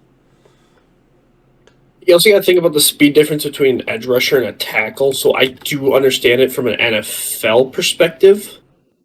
Not a high school or college perspective. Yeah. You mean to say that NFL is much different from high school and college? What a concept! Shut the hell up, Mastodon. I'm just saying. No, it's not just. It's not really towards you. It's just in general. Just people. It is different because. But also, so far, second best game. Everyone's of the year, everyone's a freak of nature. The Falcons Saints game on Thursday night. Those Falcons Bucks. Falcons Bucks. Yeah, second best game. You think? Maybe. Maybe. Maybe. Maybe. All right. We'll go ahead and move on from that. Mamba, avert your eyes. Skip it. Skip it. Mamba, you might want to leave the room. So you might want to leave the room, and on your way out, you'll have more yardage than the Bears did in the first half. Mamba, holy shit. Mamba, can you read what I posted on Sunday about this game? So we'll open the chat just a little bit and read what I posted. I think it was like first half, they only had like 4-yard total offense. Yep. Something like that. Also, remember when we said that we thought they were gonna get better after the Eberflus firing? Woof. Yeah, they did not. Oh boy. 13-38 was the final score. There were no points scored by the Bears in the first half. They only scored their 13 points in the third and fourth quarter. This was a rough game. Again, the Bears had 4 yards of total offense in the first half. So the Niners were tired of losing, and they said, we're on to Chicago. And they beat the Bear out of Chicago. Williams went 17 for 23 for 134, 2 touchdowns, no picks, 7 sacks. 3 of which by Yetur Gross-Matos, 2 by Leonard Floyd, 1 by Malik Collins. 7 total sacks. Running the ball, DeAndre Swift, 14 for 38, and Caleb Williams, 4 for 27, Receiving, DJ Moore, 6 for 49, Oroma Dunze, 4 for 42, and 2 touchdowns. Keenan Allen, 3 for 30, and Travis Homer, 3 for 11. For the Niners, Brock Purdy, 20 for 25 for 325, 2 touchdowns, no picks, 1 sack. Rushing, Isaac Garendo, 15 for 78 and 2 touchdowns. Patrick Taylor Jr., 7 for 25 and a touchdown. Receiving, George Kittle, 6 for 151. Kyle Shanahan finally realized, oh shit, George Kittle could catch the ball, and he threw it to him. Juwan Jennings, 7 for 90 and 2 touchdowns. Isaac Garendo, 2 for 50. Deebo Samuel, 2 for 22, and Ricky Pearsall, 1 for 5. Again, I feel like this was the Niners realizing we need to lock the fuck in and win a game, and the the Bears were just the deer in the headlights, and they got hit by a semi-truck. Big time. Again, And they completely forgot about it this week. Yeah. Mm-hmm. It was rough. It was rough. Really rough. I don't know what else. I mean, does anyone have anything else they want to say about this game at all? Do I have to say anything else about this game? I'll save Mamba the suffering. Yeah. Woof. Woof. Was your girlfriend. Woof. All right. Home Alone. The black magic. The black Which magic one? continues, gentlemen. The original, when like Kevin's home alone, he starts rummaging through his brother's room, and he picks up a picture of like his girlfriend. He's like, "Was your girlfriend?" That series was wild to me. Woof. How do you not have Child Protective Services being driven down on you after leaving your kid home the first time, let alone 4 more? I don't know. Donald Trump was in one of the movies. Are you really surprised? The They're not 90s. It was the greatest movie ever made. I should have gotten an Oscar for my performance. Okay. Macedon doesn't remember the 90s very well, as he was doing coke with John Denver off the coast of Costa Rica. So just like, you know. I thought we were laying off of Mastodon. It wasn't an old joke. That was not an old joke. Time. That was Doing a coke fun with John time. Denver? That would be a hell of a time. That was an old joke, you fucker. Well, how was that an old joke? You said the 90s. Lob, you were never born in the late 90s. I was born in the 90s, yes. What do you want about it? Yeah, I think we were all born in the 90s, except Lob, Mastodon. you and I are the same right. age. We were born late 90s. Mamba, were you born in 2000? No, 97. 97. Thank God. That's So not am I 90. That's not 90s. Like, Am I the When were you youngest? born, Lob? I was born in 99. So was I. Month. 95. Month? Massive. April. what? Yeah, you're older than me. I'm the Where youngest. were you born? So Garlami's the 90 youngest, but he looks like Burt 90 Reynolds. Okay. I think, 90, Shut 92. the hell up. even though he's not a regular, I think Muzzy is technically the youngest. Yeah. But Mamba, I was born in 92. Gotcha. 1992? Oh shit! Yeah, he's really not that much older than us, but yet we act like You were born in 90. You were 1892. born in 95. Don't lie to me.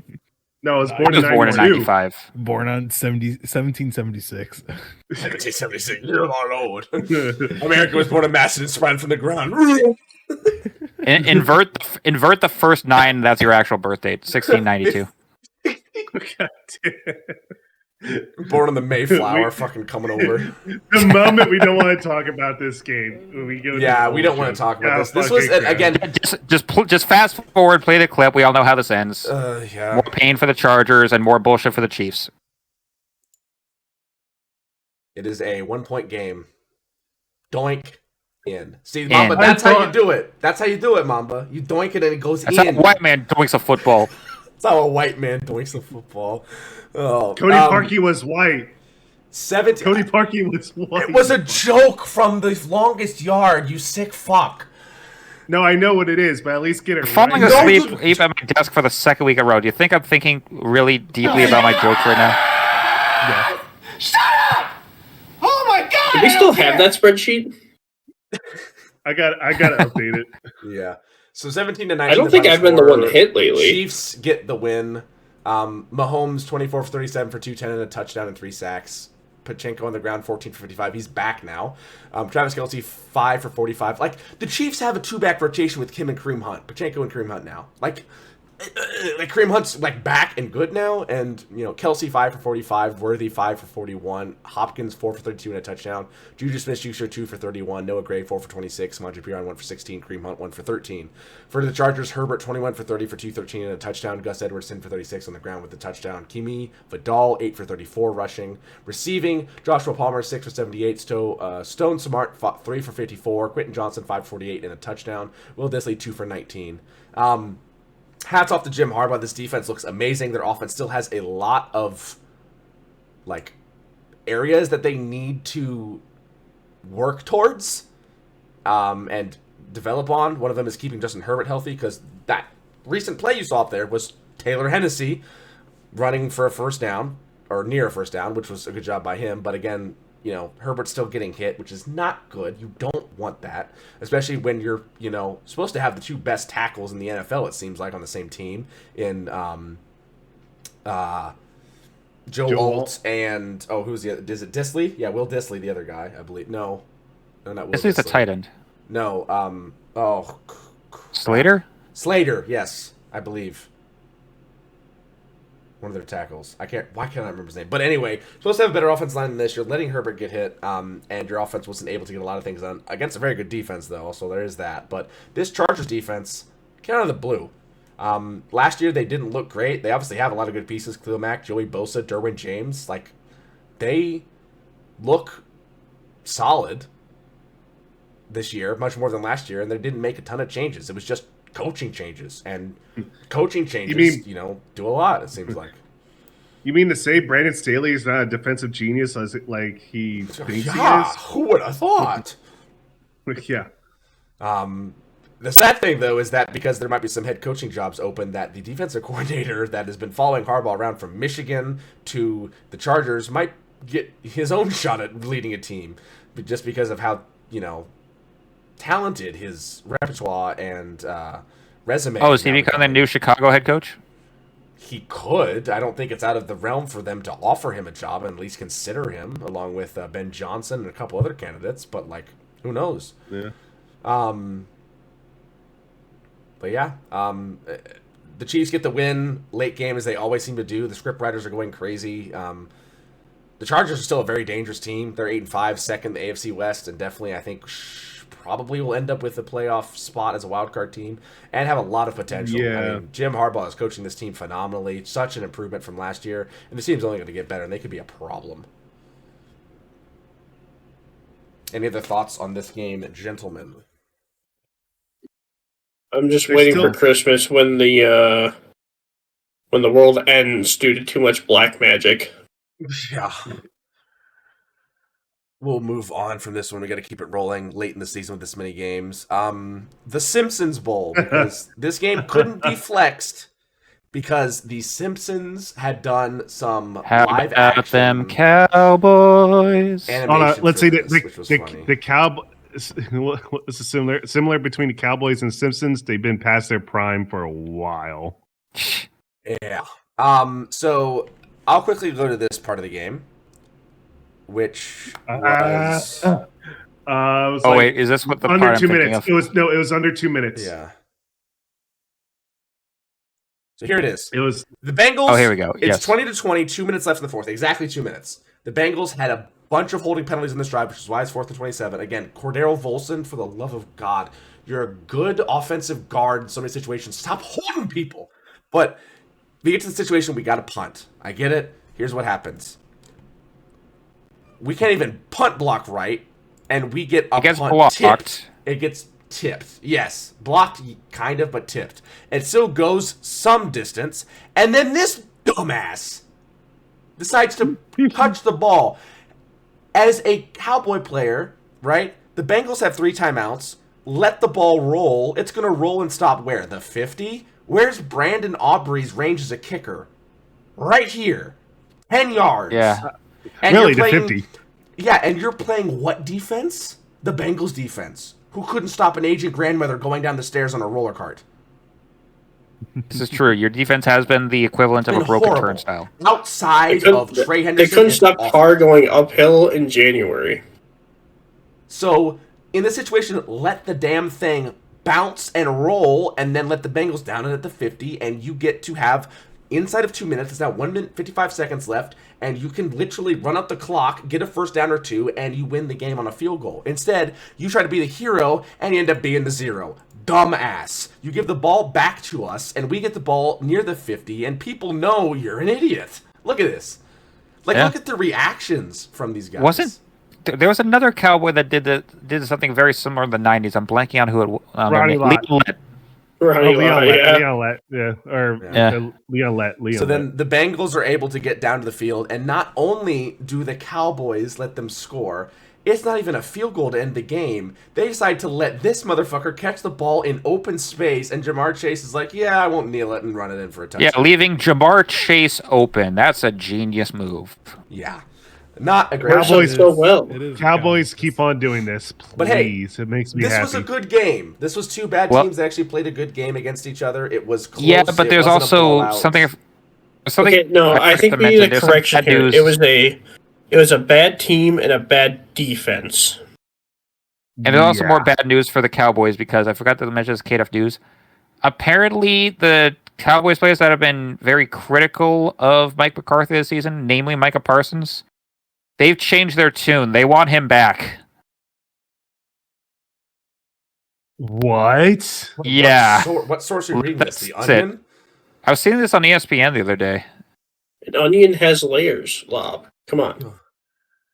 27-20, the final score from Jerry World in Dallas, Texas. Joe Burrow, 33 for 44 for 369, 3 touchdowns, 1 pick, and 2 sacks. Chase Brown on the ground, 14 for 58. Receiving, Jamar Chase, 14 for 177 and 2 touchdowns. Chase Brown, 6 for 65 and a touchdown. Andre Yashovash, 4 for 41. Gesicki, 3 for 24. T. Higgins, 2 for 23. For the I almost said Detroit Pistons. What the fuck? For the Dallas Cowboys, it's probably the same level of team anyway. Cooper Rush, 16 for 31 for 183, 2 touchdowns, 1 pick, 3 sacks. Rushing, Rico Dowdle. Rico Dowdle looks very good in this team. He's definitely a diamond in the rough. He went 18 for 131 on the ground, albeit against the Bengals, but still very good. Kawante Turpin, 2 for 15. Dallas's receiving department, CeeDee Lamb, 6 for 93 and a touchdown. Jake Ferguson, 3 for 32. Luke Schoonmaker, 2 for 22. Kawante Turpin, 1 for 16. Rico Dowdle, 1 for 10. And Hunter Lepke, 1 for 5, as well as Brandon Cooks, 1 for 3 and a touchdown. The Cowboys were able to score offensively because of the Bengals' abysmal defense, only coming up in certain situations. Like, if you were to look at this pick right here by the Bengals, I want you to look at, we basically shouldn't have gotten this pick, all right? Ball's thrown, horrible ball. I mean, not a horrible ball, but like CeeDee Lamb is not as open as Cooper Rush thinks he is. And now watch it smack into Cam Taylor-Britt's midsection, and he doesn't even catch it. That is Cooper Rush didn't put a billion RPMs on that either. This is this has some touch to it. It's got some heat, but this isn't like Brett Favre. Steps back, throws it, doink, and doesn't even catch it, and we just get a tip. So good that we got it, but like, you're supposed to be our best receiver, Cam Taylor-Britt, bro. Like, catch the rock. It's right there. And once again, the Bengals offense, it was stopped early in the game, which was kind of concerning. We had a slow start, lo and behold, but we got running eventually, and it worked. It seems like our run game now is just like run Jamar Chase or Chase Brown on a slant, and the defense is so worried about a deep ball to somebody like Gesicki or Higgins that like they'll let a slant open, and then it's basically just a pitch, and we get 5-6 yards out of it every time. So, yeah. So how much do you miss Joe Mixon?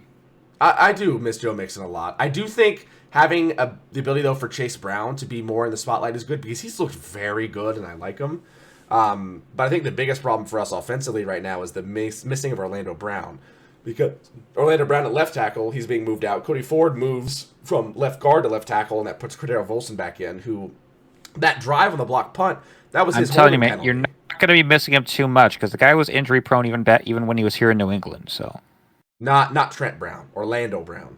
Orlando Brown. What? Oh, I'm thinking Trent Brown. Yeah. Yeah. No, Trent Brown's out for the year. Trent Brown hasn't played in weeks. Right. So yeah. So now we're putting Cordero Volson back in. Too many tackles than Brown. Yeah. Cordero Volson is very good in the run game. When it comes to the pass game, he holds a ton. That drive that we had that was stopped short because of the holding penalty led to that blocked kick, which turned out in our favor, but shouldn't have turned out in our favor. The luck on that was insane.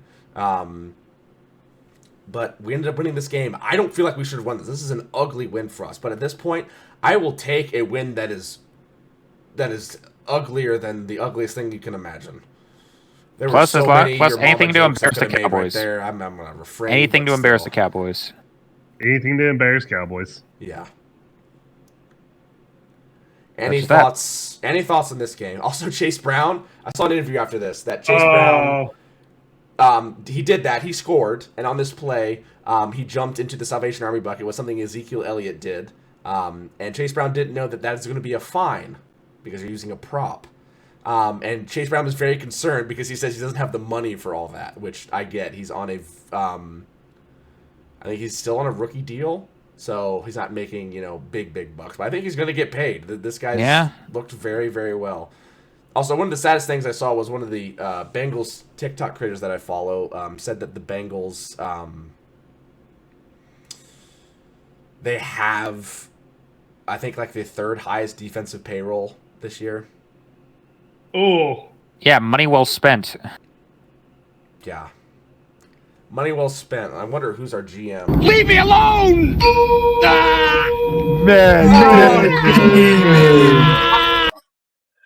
Oh, I thought you were going to do a countdown there, Maston. I was waiting for a countdown, dude. All right. Oh, sorry. I tried to do it at the right time where it's like it's kind of silent at the end after the Kira. All right. We'll plan for it next time. K-Dub got it though. All right. Thursday night game. Last but certainly not least, let's talk about this. This was field goal. Yeah, it sucked. Was it all field goals? Basically. It was all field goals. Okay, Rams beat the Niners. There you go. Wait. Mamba's MVP. We can still do it. Real later. We got 3 other things to do. This is one. We got fucking Josh Allen. Mamba. Yeah. Listen. Is it Josh Allen or is it not Josh Allen? I was going for Puka. Oh, fair. Yeah, okay. No, that's fair. He had like 170 plus receiving yards. Yeah. That's okay. Fine. Also, hold on. I gotta fix your camera, though. You're a little cockeyed here. It's on my. Yeah, there you go.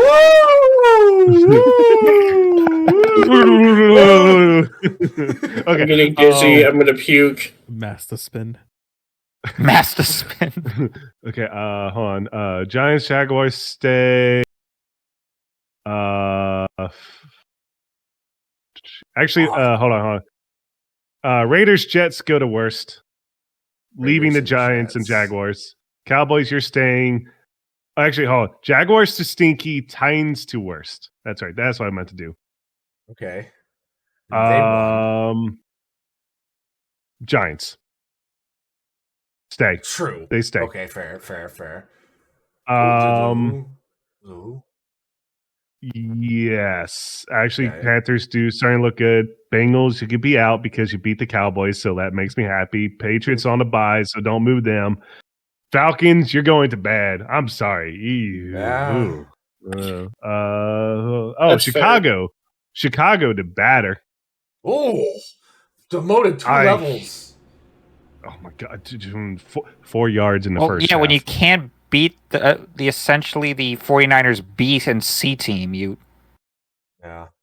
That's all I got, really. Yeah, it's literally right. Yeah. Thank you, Macedon. Oh my God! Oh, it's almost symmetrical. Almost symmetrical. That's gonna hurt you. That's gonna hurt you, isn't it? Yeah. Yep. So Mamba, you said that your MVP for the week was Puka Nacua. Not from this game, obviously, but from the shootout with the fucking Bills. Mm-hmm. Let's just take a look at his stats real quick.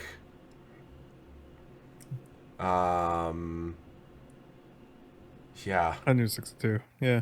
162 yards, 12 receptions, 1 touchdown. Yeah, I still would give it to Josh Allen in my opinion, but it's yours. I mean, Josh Allen had 6 touchdowns in total. He had 400 yards overall. That's fair. But he didn't win. All right, we'll move on now. That's the asterisk. Gorlami. Shit. Here we go. Money. Pull my spreadsheet. It wasn't that Josh Allen was bad. Here's the problem. I forgot to save Gorlami's image, so just wait here for a second and talk about something. Nick Sirianni's an asshole. Changed my mind. Oh yeah, that's gotta that was 1 second, and yeah, that's not even a conversation. All right, let's see what let's see the new DLC stuff for Total War Warhammer. No. What the fuck? Who's this What? guy? Who's this guy? Put this man in. Who's this guy? Oh my goodness. Oh my goodness. Put that away. Gambling with Mamba. Mamba, talk about your picks. All right. We got. I'm just kidding. Get this fucking guy out of here. Get this hack out of here. Get this hack out of here. Where is it? Aaron Rodgers. We got. Shut the hell up. It's my fucking picks, bro. I won the Thursday. I made money for Thursday We night got football. Malik, my neighbors. Early games on Sunday, so your noon games. We're going to run Aaron Rodgers at quarterback because they are playing Jacksonville. Though the Jets may suck, Aaron Rodgers will still dot up Jacksonville like it's the American Armed Forces during the Gulf War. Anyways, Braylon Allen. That was more of a money pick, and he's a very good goal line running back. So if the Jets get in that situation on the goal line, I trust that they'll go to Braylon Allen. He's a tough runner. And I'm basically just banking on scoring off of a touchdown, not him getting yards. Calvin Ridley, they're playing Cincinnati. Who the fuck is on that defense? Adam Thielen, he's been playing really good lately. And he's cheap. And then Thomas Jr., Jacksonville. I really don't know why I made this pick. I can't remember why I did it. I think I ran out of money. And I just said, fuck it, we ball. His stats look pretty good throughout the previous week, so I was like, yeah, you know what. Gesicki for Cincinnati. I feel like he's due. Malik Neighbors is just a trustworthy pick, even with a shitty quarterback. And Ravens defense. Yeah. And Ravens defense because they're playing the fucking Giants. Ooh. So, I mean, Neighbors is going to get his points no matter what way he sees fit. And, you're not going to get punished if, you got Drew Lock throwing fucking interceptions or Tommy DeVito. So you're going to get you're going to get your points from Neighbors while also not getting punished for it when you have the Ravens defense just molly-whopping a franchise in shambles. There we go. Thank you, Golami, for your picks. Now we will move on. Can I talk about my Thursday night one, too? That I won money on? I can just say it. Sure. Oh my god, fucking brag about it. So what I ran with, I did a captain showdown, so you get 1.5 times points for your captain. I ran... And that's a fun week, everybody. Run the damn ball. Good night. Fuck you, dude. So one of them, so the main one I ran with that was Puka Nacua as my captain, 26.7 points with a 1.5 times. Ran Brock Purdy, George Kittle, Jake Moody, Cardi, and Pearsall. That was the main one I ran, but the second one I did based off of like a listing. So I kept Nacua, but I put Stafford in at quarterback instead. I ran Jennings, Kittle. Stayed with Moody, which actually really did end up helping me because field goals. Mm-hmm. And then I believe I took... what's his name? Williams. I took Williams because he moved into that third slot because of an injury. I can't remember who was hurt for the Rams, but... All right. Let's move on to our picks for this week. Looking at the standings so far, Matt's still in the lead at 198 and 65. Then KDF 187 and 65. Or sorry, 189. Excuse me. KDF 187 and 65. Then Mamba 174 and 71. He went 9 and 4 that week. Then Gorlami went 169 and 67. And then I'm still in last, 158 and 79 at 12 and 4. Even though I had a good week, I still need to make up some ground. I gained 2 wins this week. Are we running a punishment for this? No, we only did the punishment for fantasy, and then we did a punishment for the XFL pick'em, but no. I did not do a punishment for this last year, so. Should we? This is just because I'm in last? Is that why you're saying this? It's you and me at the bottom, so me throwing this in there is putting me at risk. he has a good point. You are... I'm just saying, let's get to the picks. It's getting late. Yeah, it is getting late. Let's get to it. All right, Chiefs Browns to start out. Yeah, fuck it. By 5, it's not going to be fun. Same thing by 7. Kansas City by 4. Browns, you suck. Chiefs by 3. Chiefs by 9. Chance to just edit all of these so we're in the right positions here. There we go. Yep. All right. You know what we're gonna pick on this one. Ooh. Yeah, I just want to remind you that this is the Ted Karras game. Oh, this is muted.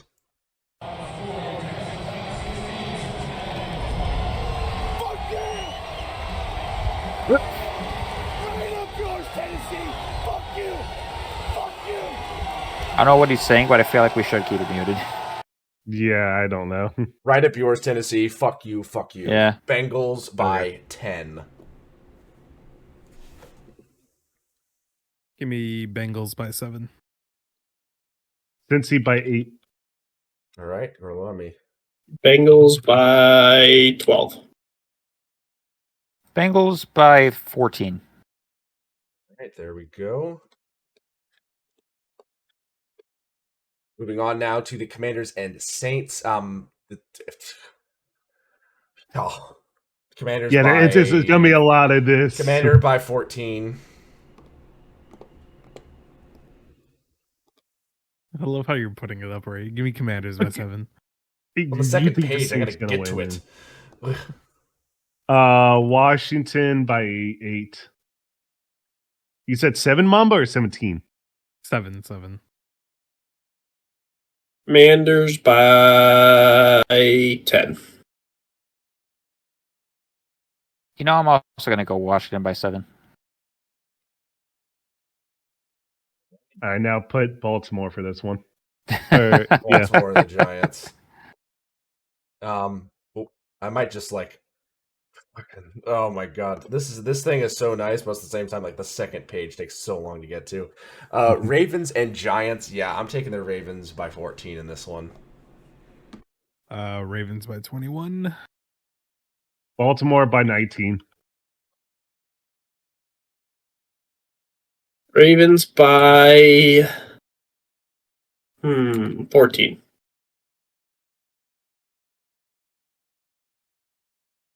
I feel like this is going to be the most high-profile murder in New York since the United Healthcare CEO. Giants lose by 25. Oh my god! All right, topical. Alrighty, moving on now to the Jets and Jaguars. No, we skipped Cowboys. Oh, I did. I did. Fuck them. This is the first. No. This is the first time. Hold on. No. This first time since 2022, Carolina is favored. Really? Yes. Fuck you didn't see the video. Fuck it, Vegas. You Let's didn't. go. You didn't see Carolina by 4. Kitty go meow. Gimme. That's the Bengals. Kitty go meow. Kitty goes meow. Yeah. Gimme. Panthers by 7. Panthers by 2. Who's home? It's at Carolina. Fuck it. Give me the Cowboys by 3. I'll shake the dice a little bit. How about the Panthers by 3? It's fine. I'll stand alone on the hill. Yeah. I just wanted to throw a mixer into the dice. All right, Jets Jaguars. Jets got to win a game at some point, and yeah, their defense. I mean, come on, man. Rodgers, do something. Jets by 3. Give me the Jets by 7. Jets by 1. I kind of wanted to say tie, but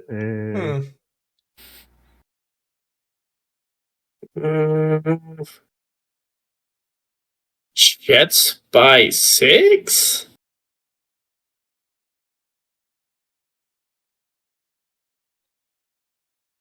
Jets by 2. K-Dub's brain kind of broke on that one. Like, I literally could not think of which team would want to win more or less. I feel that. Dolphins, Texans. Dolphins' offense is going amazing, but the Texans are coming off a much-needed bye, and their defense needs to improve, and they need to start winning, and they know that. I'm going to take them by 5 in this one. Be a shootout. Give me the Texans by 7. Until they actually prove me, Miami by 4. Texans, you are in a rough spot. FDCTE lefty by 6. Wow. That was a nickname. Yeah, he added a couple pounds. I know, but thank you, Lob, for showing the Dolphins, because I did not know what the fuck he said. CTE. Hefty CTE lefty. Okay. Yeah. Give me the Texans by 10. All right. Kados breaks the tie. 3 for Texans, 2 for the Dolphins. Next up, we have Colts and Broncos. Colts are coming off a bye, but or the Broncos are too. Actually, both have come off a bye. Yep. So, yep. It's Broncos are at home, and also I like the Broncos better recently. I think the Colts need to win for the Bengals to have a chance. I think to get in. Mm-hmm. I don't know exactly, but at the same time, It's rough. I think the Broncos are just going to win by 10 here. I think that's just how it's going to go. Give me the Broncos by 7. Broncos by 8. Give me Jimmy Leonard's pass defense by 6. I believe in the Broncos by 9. Alrighty. There we go. All in agreement for the Broncos against the Colts there. Moving on from this one. Bills-Lions. Woo-wee. Oh, baby. Woo-wee. This is a heavyweight matchup. Yep. Complete football is winning football, and Josh Allen carrying a team is very fun to watch, but it's not going to win games when it matters most. The Lions are a more complete team, in my opinion. I'm going to take them by 3. Give me the Lions by 7. This is a tough one because the Lions defense is battered with injuries. Yeah. But after that showing, I got to go Detroit by 4. All right. Darius had a good day, right? And since he was a Packer, I know his tendencies. So give me the Bills by 3 in a fucking shootout. Oh boy. I'm gonna go opposite of that. Lions by 3. Gorlami, I respect it. Once again. I'm really working to get on the bottom here. If you end up losing all these picks, I could take the second to last spot. All right, the Pennsylvania. That means I get punished. The Pennsylvania State Championship. Steelers, Eagles from Philly. I just don't think the Steelers defense can stop Saquon Barkley. I'm going to take the Steelers by 3. Another good game in this latter half of the time slots. You picked Eagles, but you said Steelers. Oh, sorry. Eagles by 3, not Steelers. Eagles by 3. The Steelers can't stop Saquon Barkley. Go to bed, bro. Go to bed. I want to so badly. Let's hurry this up. Mamba. Give me Macedon's team by 7. Philly by 5. Or should I say the Saquon Barkley's by 5? Frat Boys by 6. Oh, fuel the Eagles because of Sirianni. Okay. Thank you, Mastodon. You know what? Let's fuel Utri's ego and bolt ego and delusion a little more. Steelers gonna go Super Bowl by 6. There we go. Holy shit! That's bold, dude. That's bold. Well, I can see either. It could be either one, dude. There's both very good teams. Very good teams. All right, Patriots and Cardinals. Sorry, Kato. Cardinals by 14. That's all right. I don't have any faith either. Cardinals by 7. Cardinals by 11. Cardinals by 9. Cardinals by 13. There we go. All in agreement. I'm surprised Mama didn't say, "Give me the Birds." That's the Seahawks. He does that to the Seahawks. Packers, Seahawks. It'd be funny if he did it like a team like Seahawks Falcons. Packers, Seahawks from Seattle on Sunday night. I'm going to take the Packers. You missed Bucks Chargers again. Oh shit! I'm looking ahead. I am sorry. Buccaneers, Chargers. Chargers defense is too good. Chargers defense. I don't think long about this. 10 points for the Chargers to get the victory at home against the Buccaneers. Give me the Bolts by 7. NFC, come on, NFC South, become the tank division again. Chargers by 4. Let Baker bake by 6. Ooh. I echo that. Let Baker bake by 9. Oh. Hell yeah, Kato. Hell yeah, dude. I gotta support my other team. Gotta support my other It's a team. retirement home for Patriots players. That isn't named Las Vegas. Not even that many former Patriots on it anymore. Well, if any. the former Patriot. Minus Edelnut. Packers and Seahawks on Sunday night. I'm taking the Packers in this one. I like the Seahawks more consistent play, but however, I don't think that they're going to be able to stop the Packers, who have a much more complete game this season with Josh Jacobs behind center running the football. I will take the Packers in this one by 10. 10? 10. Yep. Give me the Birds by 7. Ooh. Fucking course. The Birds. Green Bay by 5. Give me my long lost twin brother by 6. Yeah, go back. Luke, we gotta meet up, dude. By 13. Alrighty. There we go. 4-1 in favor of the Packers. Mamba stands alone in support of the Seahawks. Go, Pack, go. Hopefully this is the last one of these bullshit things we have to see. There's 2 games on Monday night, one at 8, one at 8:30. Bears-Vikings is first. Why? Vikings by 14. Give me the big brown bear by 7. Minnesota by 20. Jesus fucking Christ. It's a divisional game, guys. It's gonna be fucking tougher than you think. Give me the Vikings by 3. Fair. It's gonna be at Monday Night Raw. I'm not gonna see either of these games, but give me the Vikings by 20. Oh. Okay. You guys are on fucking crack. Master's on coke with John Denver off the coast of Costa Rica. It's some fucking whack ass coke. Falcons, Raiders, like you got to win a game at some point. Falcons. If Kirk Cousins starts throwing picks, start Michael Penix. Falcons by 5. Give me the Falcons by 7. Falcons by 2. It's gonna be a shitty ass game. I know that. Oh, Falcons by 12. 12. Ooh. Michael Penis Jr. cockblocks the Raiders. Give me Falcons by 9. Whoa! What a sentence! What a sentence! Holy shit! Alrighty. The next Thursday night game is gonna be a doozy. Is it now? Like actually good doozy. Yeah. Ooh. Well, we had a good doozy last time. Okay. And we got some Saturday games. Saturday games. 2 Saturday Oh, games, and then we got December 22nd, and then the 23rd, the day before Christmas Eve, and then this the 25th. No.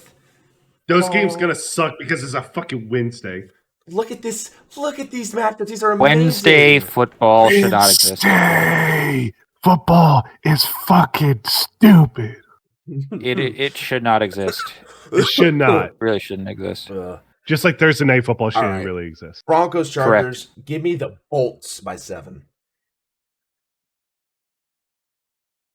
Give me the Broncos by 7.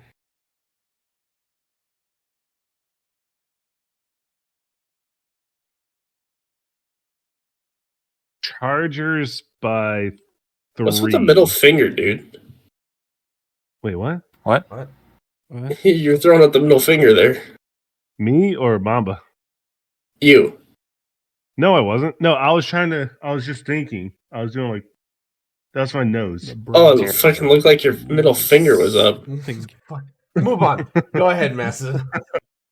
I said Chargers by 3. Chargers by 3. Okay. Rolami. Ooh. Give me some good old Harbaugh power eye by 6. Ooh. And Kadoff. Give me the fuck you Spanos by 7. There we go. 4-1 against Mamba. We'll see who rides the day there. All right. That is our predictions for the upcoming week 16 of NFL action and a recap of some of college football as well. We hope you enjoyed the show. That is it for us here. Week 14 coverage, 14 recap, week 15 coverage. The Christmas season is upon us. We have this next week of games, and then we go into that Christmas slate. Bowl games are starting. Make sure you guys enjoy those. There's going to be a lot of fun, different games to watch, a lot of good bowl games. And the college football playoff, the first year of it's going to be amazing. We'll see how that all tends to shape out.